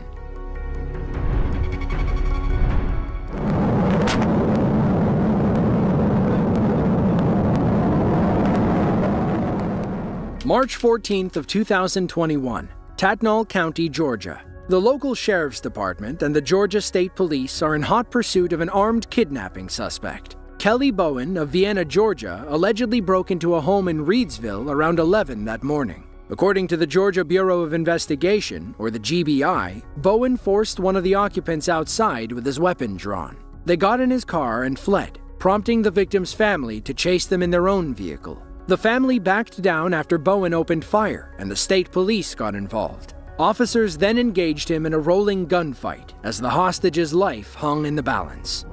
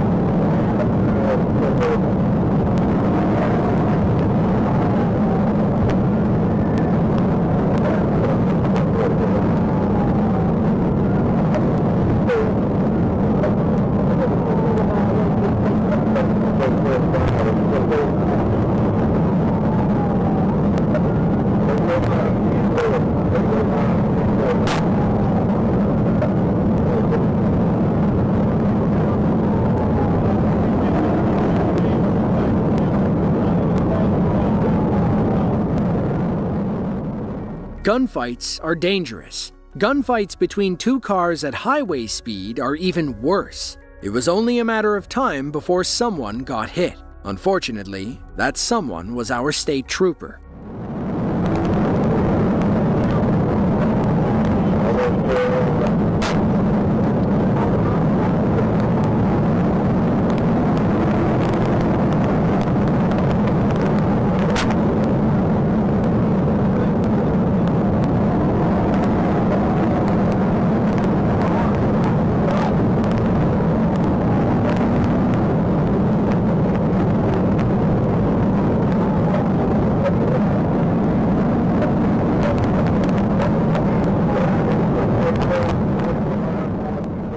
You heard that right. One of Bowen's shots grazed our trooper in the side of the head. 1 inch to the right, and he wouldn't have lived to see the end of this chase. A miracle saved his life, but he wasn't about to waste the opportunity. He stays in the chase, gets right behind Bowen's car, and tries multiple times to pit him off the road.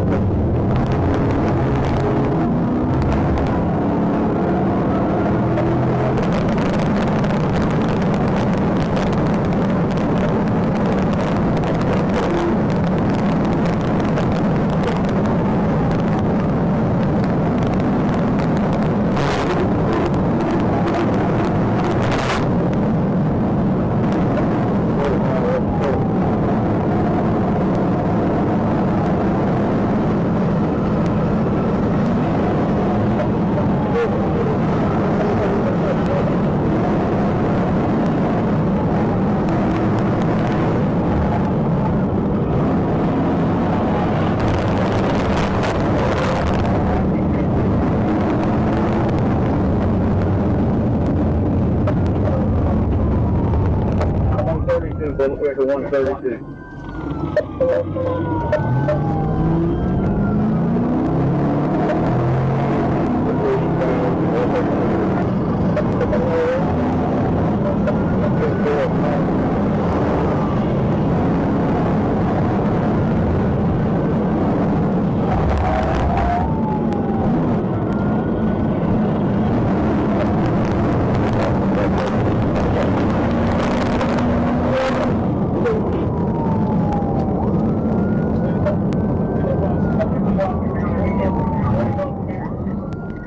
You can't see it on camera, but Bowen actually survived that last pit attempt. He skidded onto the grassy median, where he regained control and gunned it for the opposite side of the highway. Officers stayed on his tail and tried one final time to end this chase for good.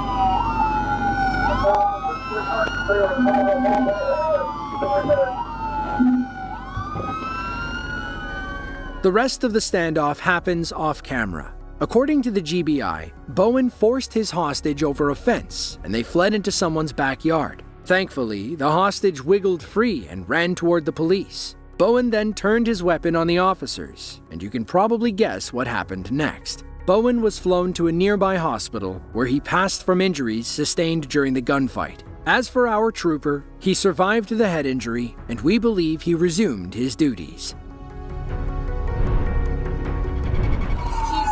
Speeds are 20. They're going to have to hop the curb to get out here. 768, hop the curb, going eastbound through the lot. It was August 8th of 2023. A loss prevention officer at Kohl's in Glendale, Wisconsin, spotted suspicious people filling up carts indiscriminately with merchandise without looking at sizes nor prices. According to the officer, the SUV these people arrived in was waiting outside with the engine running. It didn't take a master's degree to realize this was a grab-and-go robbery. Police arrived to spot 29-year-old Lil Cherry Gallion fleeing the store with over $2,300 worth of stolen merchandise in her cart. She loaded it into the SUV, driven by 27-year-old Robert Hill, and the pair tried speeding away. That's when their smash and grab turned into a demolition derby in the mall parking lot. Hit my spot. Hit another spot. Stop now! Stop now! 768 out behind me. We're going to be exiting on the Bayshore Drive. ASU 5215 going through the Washington parking structure. Male black driver with the white wife beater. He's got a flat tire going around past Chubby's Cheesesteak. Speeds are 20. They're going to have to hop the curb to get out here. 768, hop the curb, going eastbound through the lot. Now let's see that one more time from the ramming officer's perspective. We'll continue the chase in their squad car until they accidentally take themselves out.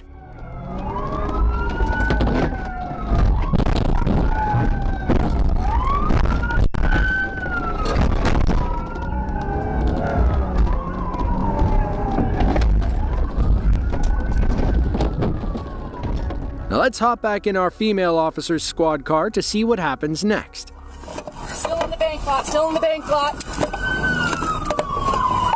Going through the tellers here, back through the parking lot of Kohl's. They're gonna go back westbound, gonna come back out on the Bayshore. Okay, we are northbound on Bayshore Drive, passing Ulta. Again, ASU 5215. Wanted for retail theft. Speeds are 40. There's no traffic. There's no pedestrians. Still northbound, passing Rotunda. They did strike multiple squads with obstruction. 1050 airbag deployment by Zui's. 1050 airbag deployment. Someone check on that car. It's a black sedan. It's going to go southbound on Port in the wrong lanes of travel. Southbound in the wrong lanes. Thankfully, our officers kept pace with Mr. Hill as he drove on the wrong side of the road. The SUV was rolling on 4 flat tires and extensive damage. It was only a matter of time before it failed on our would-be robbers. Southbound, coming up to back in the wrong lanes of traffic here. Coming up to a green light. Continuing southbound. Can I pit if I have a chance? 7-6 battle, take over comm. Southbound on Fort Washington, passing with team to south. Speeds are 40, lining up for a pit. Still southbound. Southbound in the northbound lane, passing Marne. There's traffic here. Roads are clear and dry. Coming back in correct lanes of travel. Southbound on Port in the correct lanes, coming up to Hampton. We're at 50 miles an hour. Coming up to Hampton right now. Speeds are 450. We're going to go westbound on Hampton.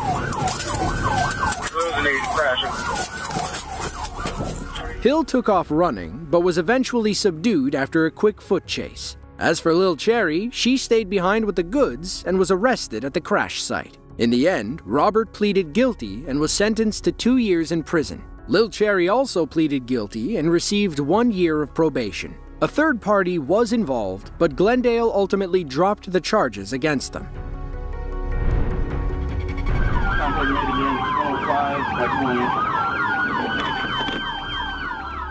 Now, we've all been late for work. Apparently, 23-year-old Imani Edwards of East Cleveland, Ohio, was really late. It was March 22nd of 2019. An Ohio State Highway Patrol officer spotted Imani's car while driving on I-77. He attempted to stop her for illegal window tint. Little did he know, Imani was late for her afternoon shift. Instead of pulling over, Imani decided to run. It took several police cars to box her in, but they weren't enough to stop this tardy employee.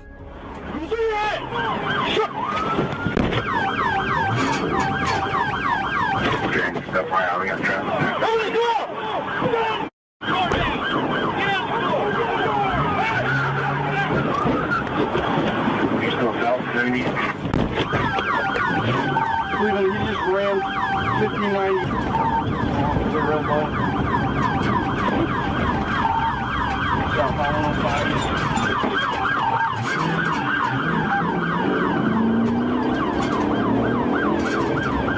Potential contact with me, vehicles not stopping, continuing southbound.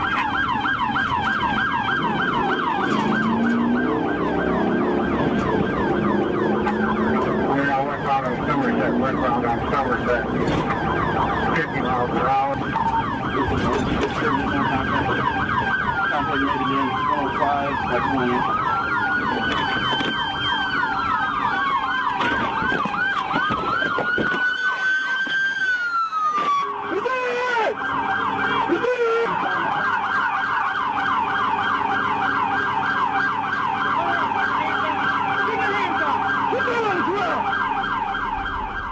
Let's just say Imani never made it to work that afternoon. She was arrested and charged with failure to comply and felonious assault on a peace officer, which is a first-degree felony. In the end, Imani was sentenced to nearly 5 years in prison. The judge also suspended her license for 15 years. She can have it back when she's 38 years old. In addition, Imani was ordered to pay the Ohio Highway Patrol $26,000 in restitution for damaging their vehicles. To quote comedian Mike Birbiglia, "It's easy to be on time. You just have to be early." Hands now!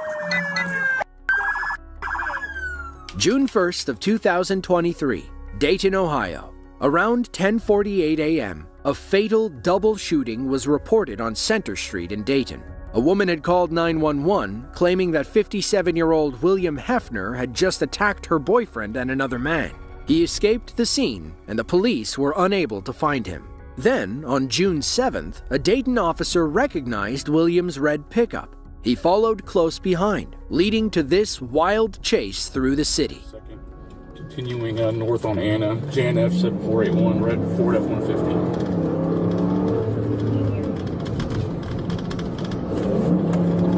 Anybody near me?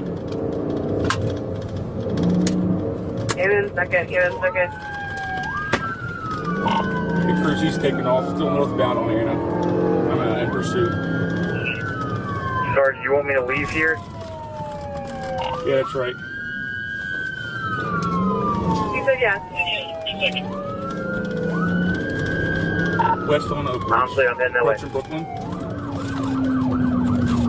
He's bailing out Oak Ridge and Tyson. He's continuing, going northbound on Tyson.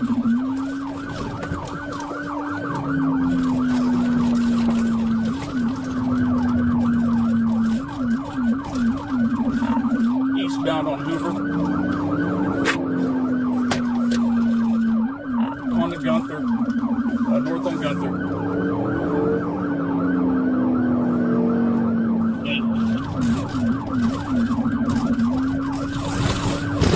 Northbound Gettysburg.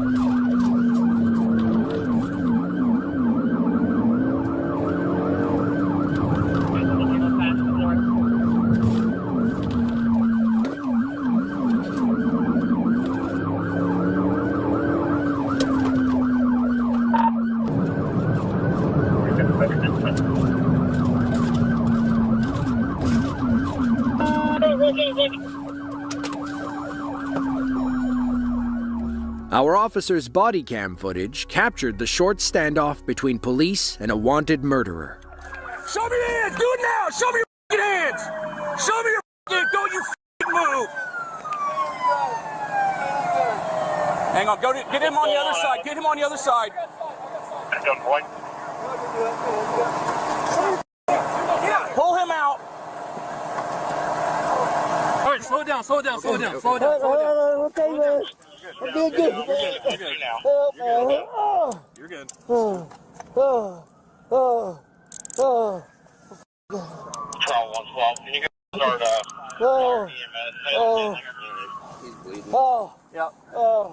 Get a good search on him. Good work, people. William's bond was set at $1 million upon his arrest. He was charged with 2 counts of murder, 3 counts of felonious assault, and a slew of traffic violations racked up during the chase. It's unclear what led to the altercation that claimed the lives of William's victims.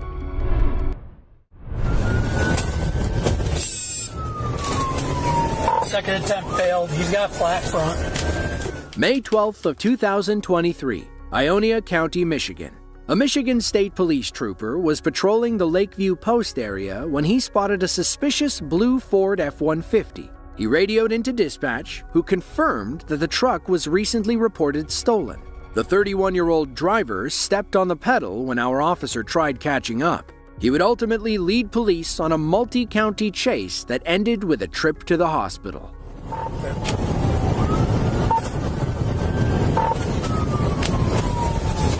Spike set. Clear, spike set, 2015. Continuing past South Drive on 44. Not sure if he's going down yet.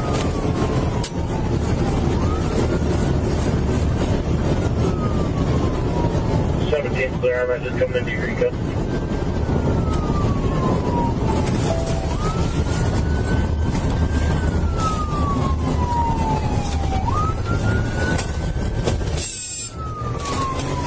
Second attempt failed. He's got flat front.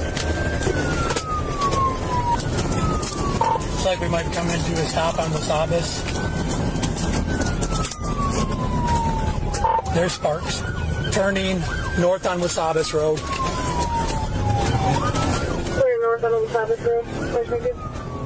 Despite having a flat, sparking tire, this wanted felon decided to push his stolen F-150 to the limit. If he can't beat them on the main road, maybe he can lose them in a cloud of dust.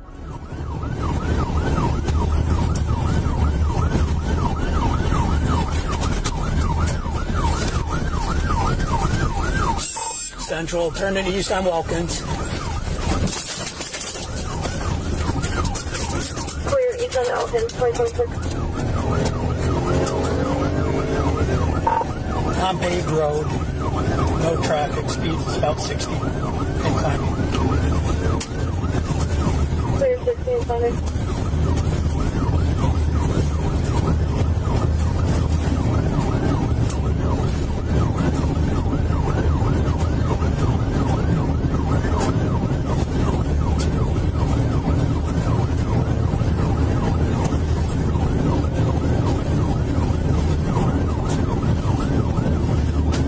Central 5 clear.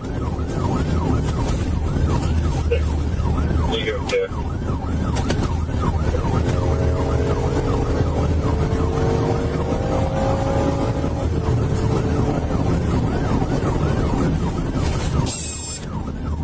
Five minutes 16 Central. 5 minutes 15.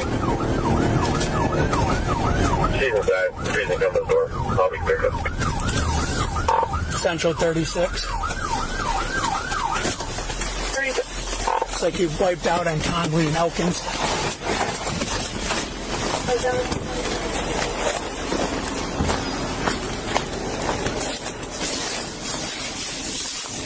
Where is it? I don't know.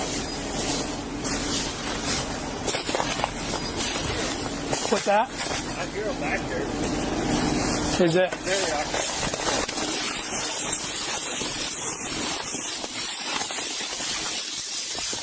Central 36 down the ravine.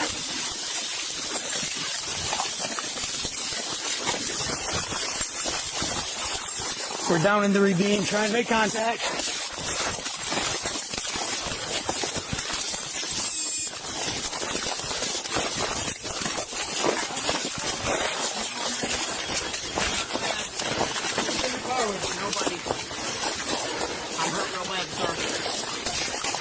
Central 36, can you start EMS this way?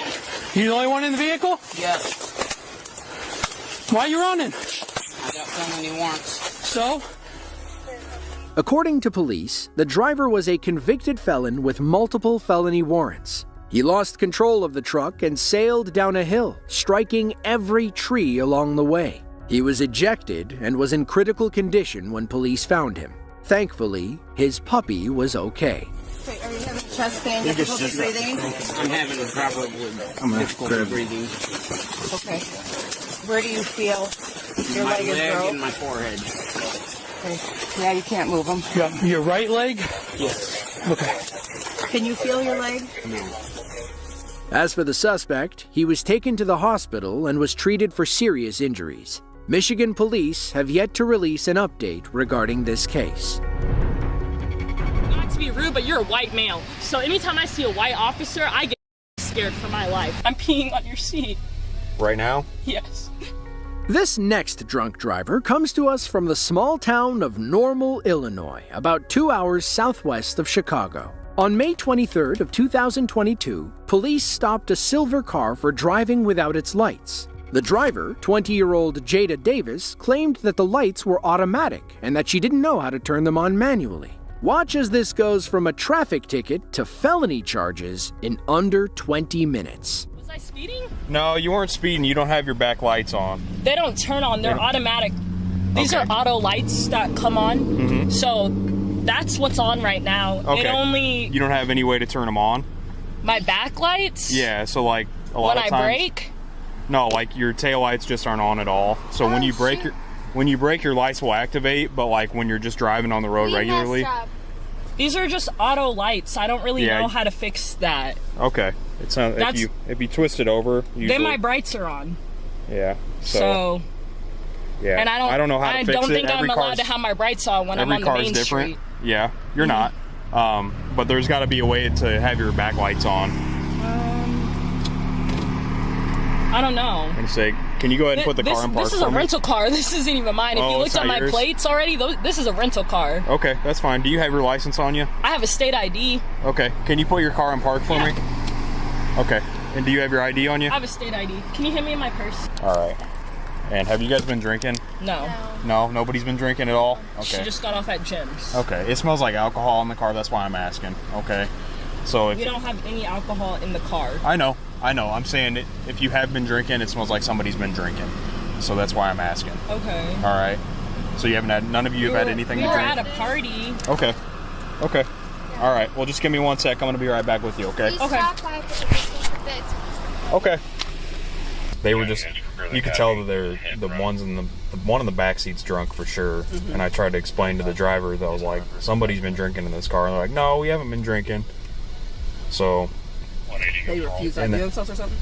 No, I didn't even ask because they just kept going off on, they kept telling me a bunch of stupid information that I didn't need to know. And the chick was like, oh, well, I don't have my ID on me.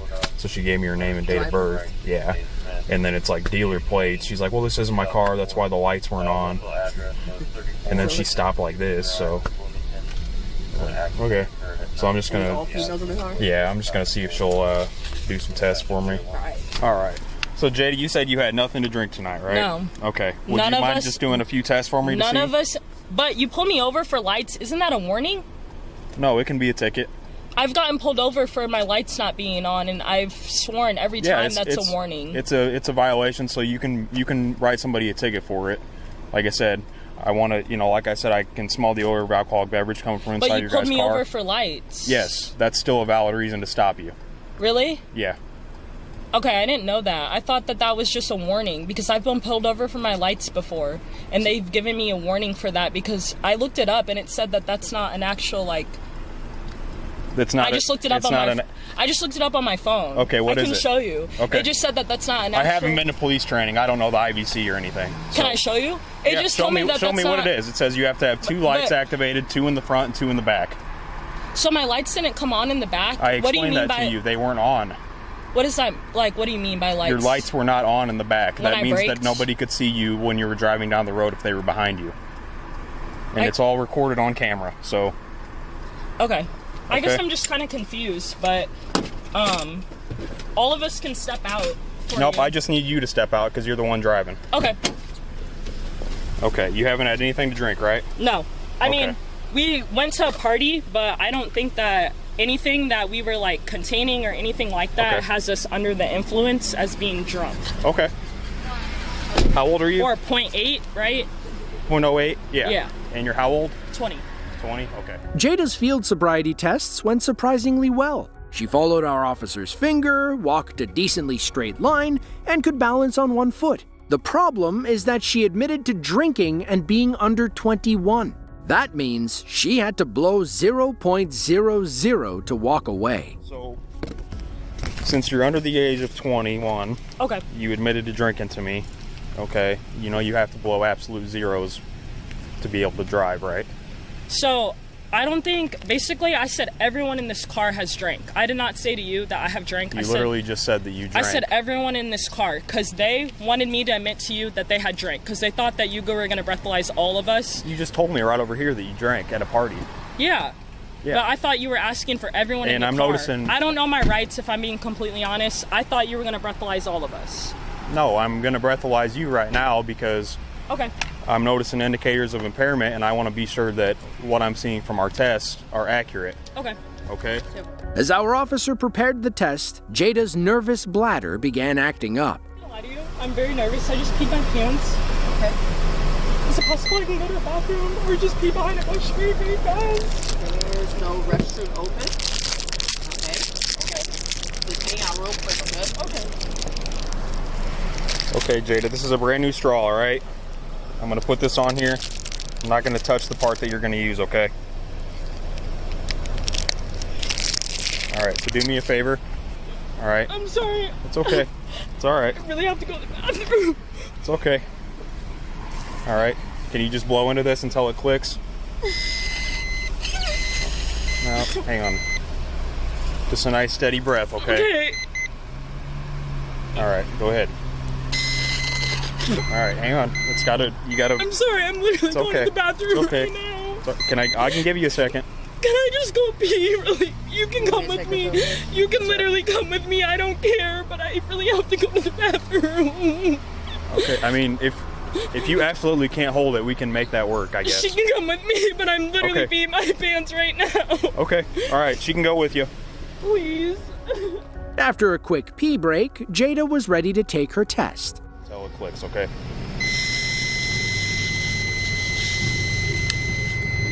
Did it click? Yep.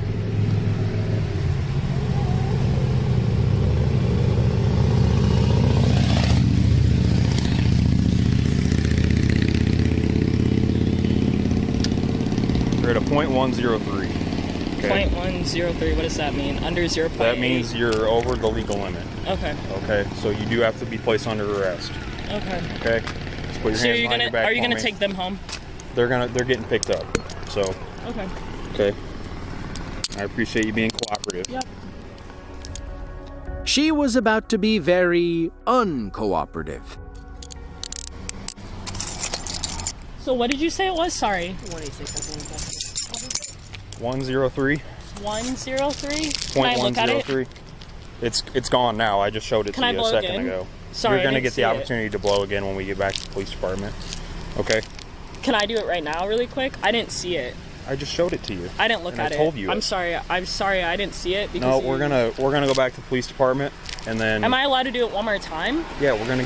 Can I do it that right again. here, please? I'd like to see it because I didn't see it. You're gonna be able to see a printed out version. I want when to we see get it back right to the now police if that's okay. No, Am it's I not. allowed to? No. I'm asking her. Is that okay? She's not in charge. She's the backup You're not in officer. charge. This is traffic stop. So, but you blew a 103. You saw it? Yeah, I didn't see it. Okay, sorry. I didn't know if I was allowed to look at it, but I could have sworn that did not say that. Jada's first pee break may have been a ruse. Watch how she plays the same card again, only to do something foolish. Is it possible you can come pee with me again? What's that? I don't need a female officer to watch me. I don't want to pee my pants again. Will you come with me outside? You can follow me.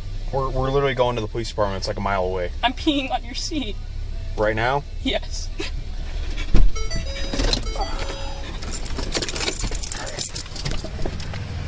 Hang on, don't get out. Don't get out. There's a car coming.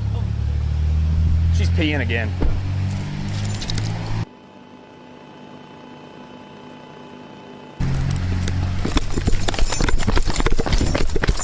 Stop! No! Get out of the car! Get out of the car! Stop! Hey, 6, we got one taking off on us. She's trying to drive away.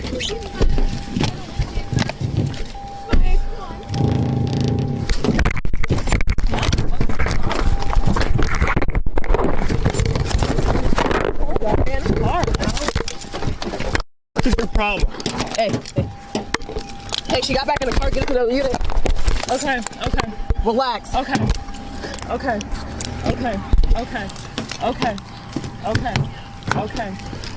ma'am. Keep that on. Okay. Get out. I will literally get out.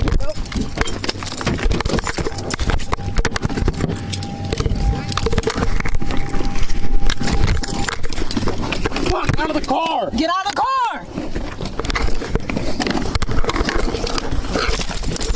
Stop! Get your hand off! Get out of the car! You're gonna get tased! Get out of the car. Okay. You're gonna get fucking... Okay. Ow! Okay.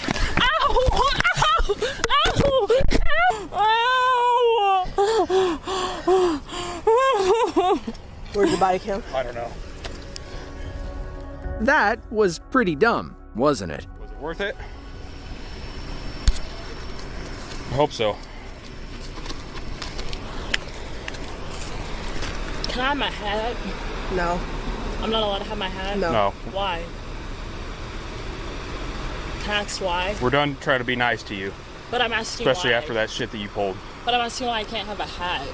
Because I said so. It's right there. I tried to be nice to you and let you go to the bathroom and you Have run my from me. hat? No. Why? What does a hat have to do with anything? I put it back in your car. It's right there. Oh, you just grabbed it? I put it back in the car. But that's going to the rental company. You realize that? No, it's going to getting towed. It's getting towed. You're towing my car? Yes. Huh? Are you injured anywhere else? I said my arms, not my legs. Okay, I said my chest and my arms are numb. Is your chest still numb? Yes, Are your still. arms No, still numb? I didn't say my chest was numb. I said my arms Your were arms are- numb. Yes, okay, I are they cannot still feel numb? them. It's probably the mixture of the cold and the fact that you slammed me down. So yes. Well, you yes, tried to ma'am. take us off on us, so. I realize that. And but put your yes, car in ma'am. drive, so that's on you now. Yes, ma'am. I And you've realize been a police that. officer, so I realize that, but another charge. I'm telling you, yes, that Okay. they are still very numb. Right, anything else injured on you? Because Rusty's going to ask. What? I said, is anything else injured? My head hurts a little bit. Head hurts Probably a little gave me a concussion when you slammed my head. Your head wasn't slammed. And I know you have a body cam, so yeah, due to the force, my head hit the floor. So if you guys could do a concussion test whenever this ambulance get here, it'd be great to know that you gave me a concussion. That'd be awesome to know. What's that? I'm really just trying to cooperate. Like, I hope you know No, that. I you're know you not. already looked up my file. I went to U-High. I'm a good kid. I'm not You literally I'm not been trying a to play police officer. around because you tried like literally pulling me out of the car, Because and you I tried know to all run. about police brutality. I'm scared for my life that you're gonna shoot me. That's what I'm scared about. Oh, okay. That's why. Okay. Not to be rude, but you're a white male. So anytime I see a white officer, I get hella scared for my life. Okay. That's the only thing that I'm ever worried about. Okay. If you're questioning, Well, that's why. If you have questions, that's absolutely why. So when the ambulance gets here, when you walk over there, do not I'm try to gonna run tell because them. you will I'm get not tackled. gonna try to run. I'm gonna tell them exactly I will what- tackle you if you run. Okay, because you're white. That makes Ready? perfect Yep, that's right. sense. Yep. Notice how she said she wasn't gonna tackle me, and she's a female? Weirdo. You're literally weird. Just like that, Jada went from a minor traffic ticket to DUI and felony assault charges. You don't resist arrest and bite an officer and expect to get away with it. Ironically, articles about Jada's case led with headlines such as "Normal Woman Accused of Biting Police Officer." After this body cam video, we can safely say that Miss Davis was anything but normal. Lathrop, California is a small city in San Joaquin County, about 58 miles south of Sacramento. On January 27th of 2024, a 911 call came in from a woman who was concerned about her friend. A man named Juan Valdez was threatening her and apparently tried to harm her the night before. Police arrived on the scene and ushered the ladies to safety. They tried talking to Mr. Valdez, but he wasn't looking for friendly conversation. He led the police on a short chase, but then stopped like he was having second thoughts. Let's see if Juan does the right thing and surrenders. Copy, southbound Jasper.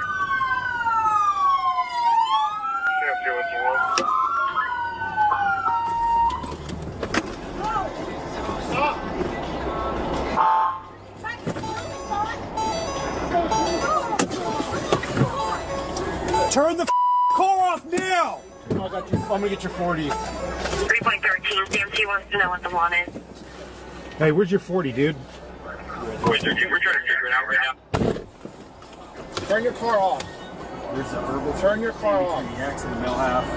The male's extremely uncooperative. We're stopped back in front of the two.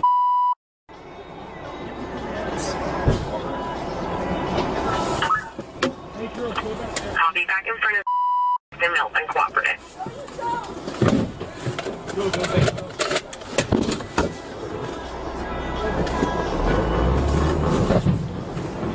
Boy 13, we're taking off again. We're going westbound on Shadywood. I'll be westbound Shadywood. Juan takes off. He eventually escapes the residential area and winds up driving on the wrong side of the road. When he tries to turn around, our police officers go in for the pit.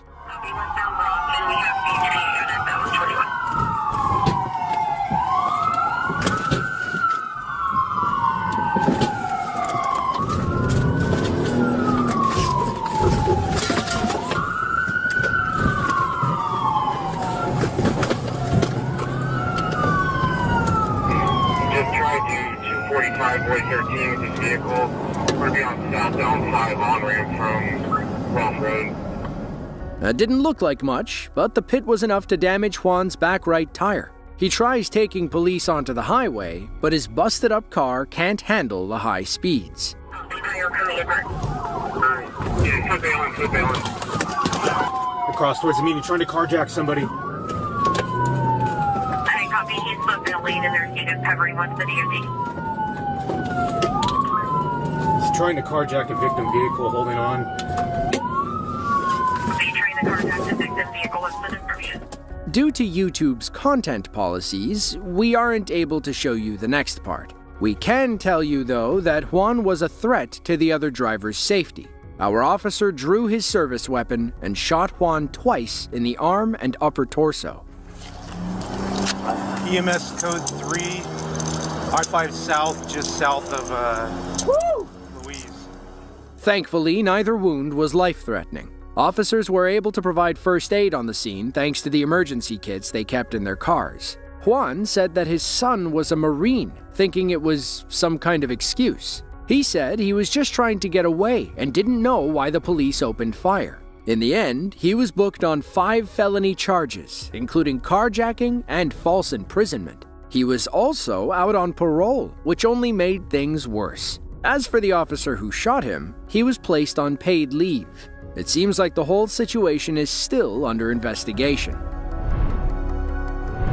Gainesville, Florida, August 23rd of 2022. The Alachua County Sheriff's Department is in hot pursuit of a stolen box truck heading north on I-75. The driver is 34-year-old Brandon Baker. He woke up that morning thinking he lived in Vice City. His crime spree began with an early morning carjacking in Tampa. Minutes later, he broke into a home and forced the owner into the stolen vehicle. Luckily, the victim was able to escape, and Brandon took off running. About an hour later, Tampa police got a call about another stolen vehicle. This time, Brandon hijacked a white Isuzu box truck. Little did he know it was equipped with a GPS. It didn't take long for police to find him fleeing north from Tampa to Gainesville. They flipped on their lights, and the chase was on. Getting off at 384.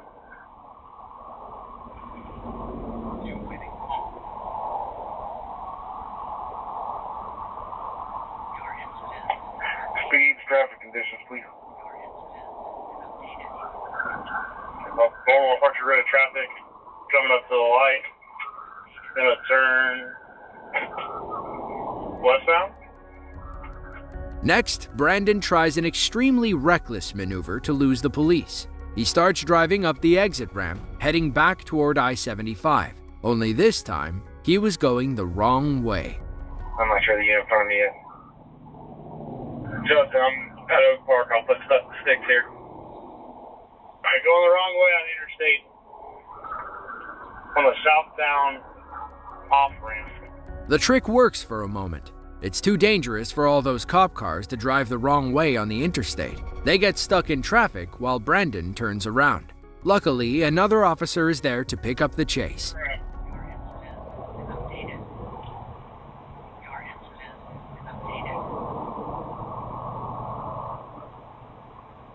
Bravo Mike, red shirt, beard. Westbound Archer Road, westbound Archer Road.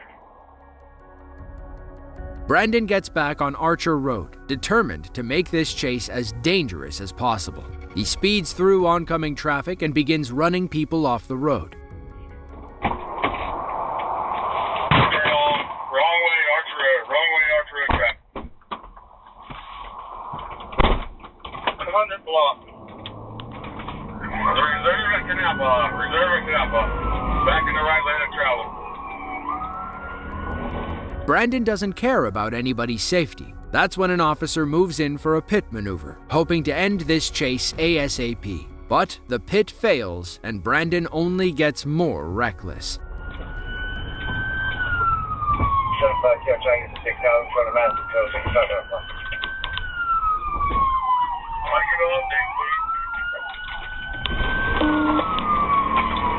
We're eastbound. Or Madison Burger King eastbound. When I'll call from ASO eastbound.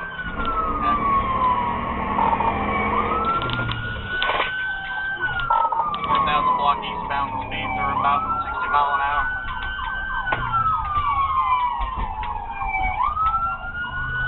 ASO units 2300 Archer.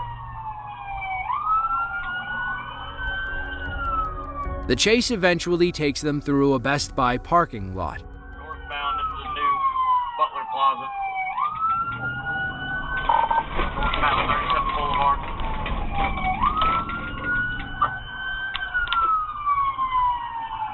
Okay, good. You locked him in. That's the perfect opportunity in that plaza. Hey, pulling into the Best Buy.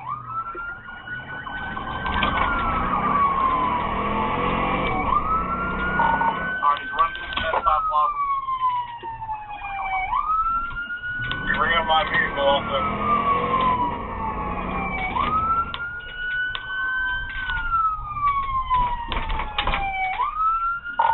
Alright, we're back on Archer Road. I am now the lead vehicle.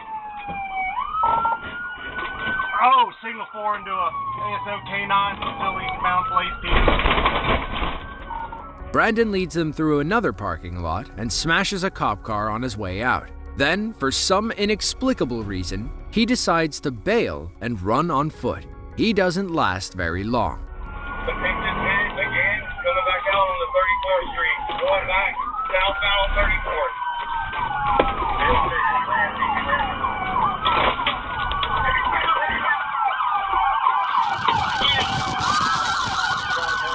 His day-long crime spree is officially over. Brandon was charged with armed carjacking, burglary, battery, kidnapping, and grand theft auto. You could say this chase through Alachua County hit 5 stars. August 29th of 2022. Police in Milwaukee, Wisconsin are in hot pursuit of a stolen Volkswagen SUV. Inside are 4 people believed to be tied to a recent home invasion in the Milwaukee area. They allegedly broke in and then made off in the Volkswagen to escape. It wasn't long before police caught up with the stolen vehicle. That's when the driver tried to lose them by crossing over to the wrong side of the road. Driver's got a more chat on. Stop them ahead. Alright, it's going in the wrong lane of traffic at Hampton. And looks like they're going to bail. Bailing.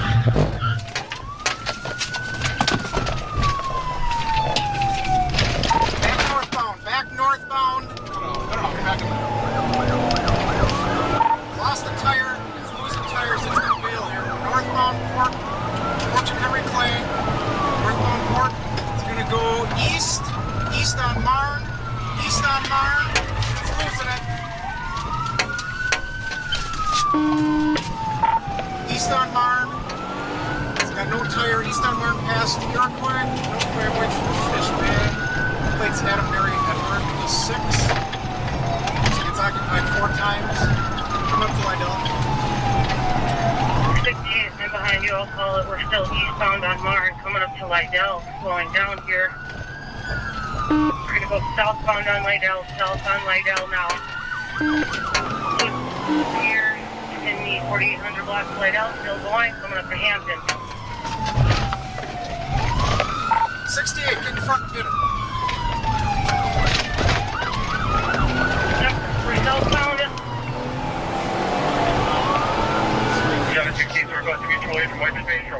This chase has gone on long enough.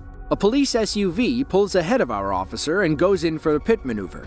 Our driver must have seen it coming, as they decided to take things off-road. Alright, still, here comes the pit, and off-road into the park, and they're going to be bailing here.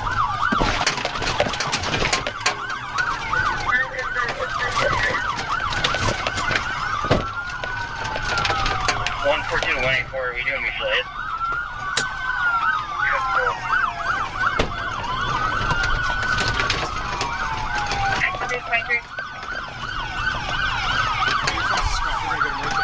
Get him right there.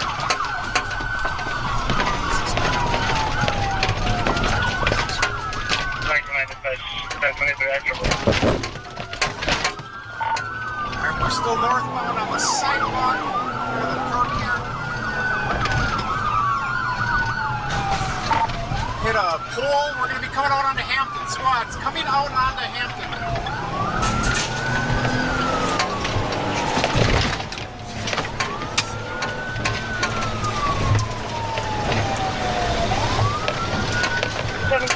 Still northbound. Still northbound. We're going to come out on a Hampton. 768 is losing a lot of it. Still southbound. That hole. 768, crash, Hampton in. Police found a 35-year-old woman behind the wheel with another 18-year-old girl in the passenger seat. In the rear were two young boys, ages 16 and 14. You can hear the woman screaming something about those being her babies. Police never released any names, so it's unclear if those were her children.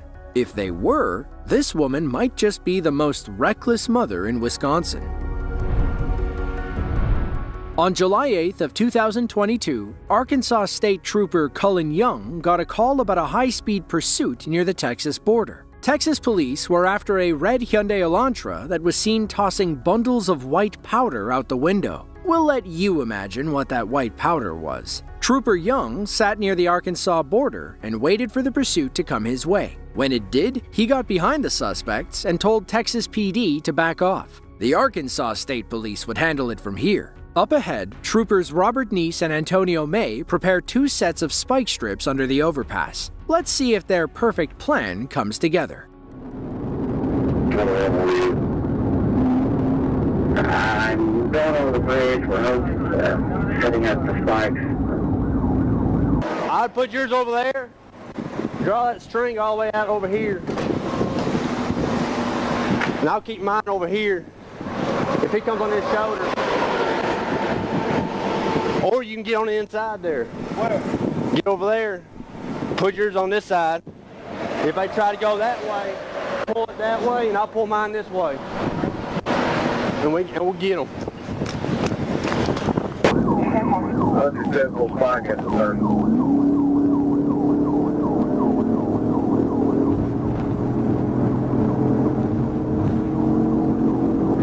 Going down to 31 right now.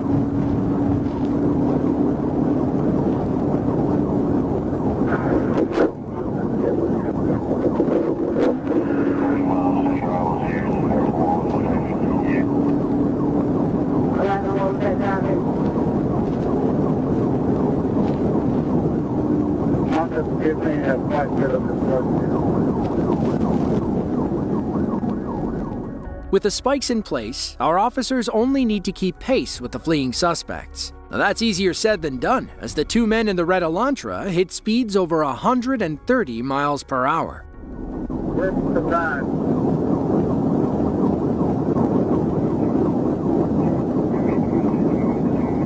That way we can cover both sides of the road. We got hard cover both sides.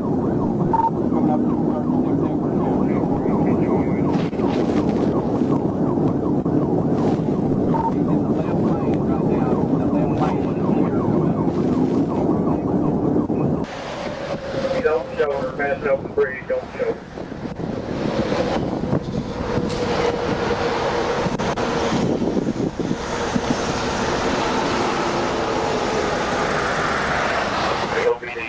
Get ready for response.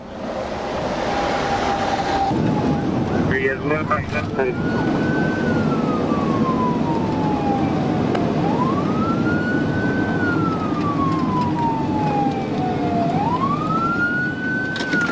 He goes, he's ready. He almost hit Antonio. He swerved over towards him. He almost hit him. There he is, left lane, left lane.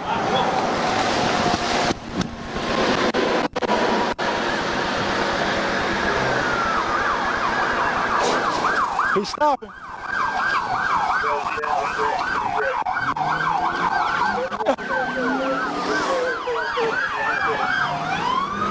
Go.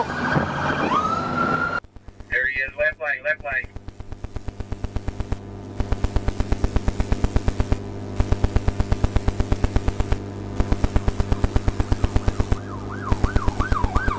He goes, he's out, he's wrecked, he's wrecked. He almost hit Antonio. He swerved over towards him. He almost hit him.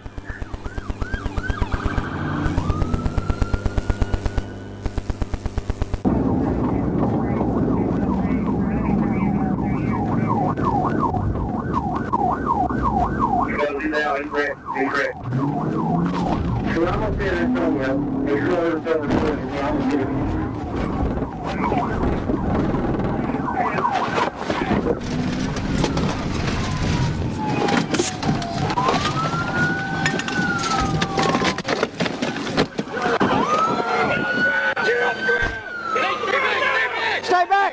Officer, come back.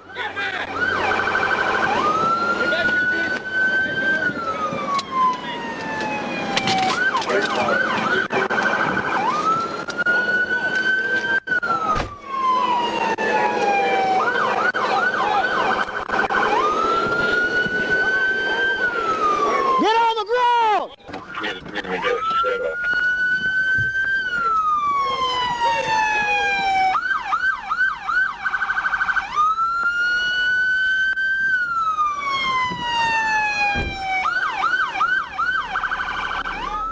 L'Oreal Pope and Kendrick Bailey were arrested and charged with different crimes. As the driver, Pope got hit with fleeing, possession of a controlled substance, and aggravated assault for trying to hit Trooper May with his car. Police charged Bailey with multiple counts of possession. At the station, Pope allegedly told the booking officers, "I should have thrown everything out before we made it to Arkansas." Maybe he shouldn't have been driving around with all that white powder to begin with.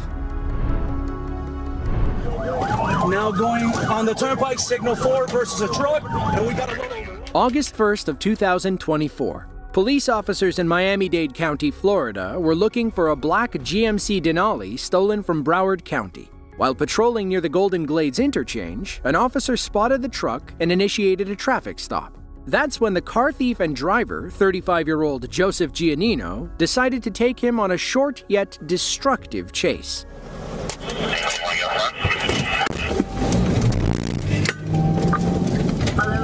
1155, I got the signal 10, he's fleeing. We're gonna be 826 eastbound from 12. 826 eastbound from 12, is he on foot or is he on the signal 10? I'm behind a signal 10, black GMC Denali. It's gonna be a 28 of 47 Bravo, Zulu, Romeo, Quebec.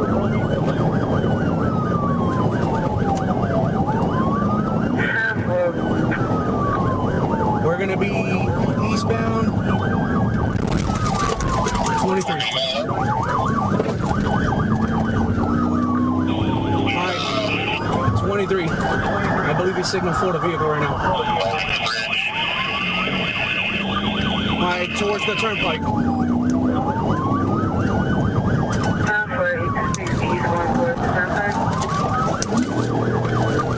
He's going 12 whiskey.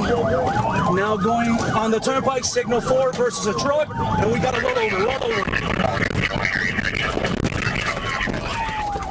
After all of that, Joseph still tried to run away. Thankfully, police wrangled and arrested him in a ditch near the exit ramp. His short demolition derby damaged 4 other vehicles and flipped a box truck onto its side. He's lucky that nobody was seriously injured. Once they had Joseph in custody, they learned he was currently out on probation for fleeing and eluding. The new felony charges landed him behind bars permanently until the county can set a new trial date. If you enjoyed this video and want to see more just like it, be sure to click the link on screen now. With that, thank you all for watching, and we hope to see you in the next one.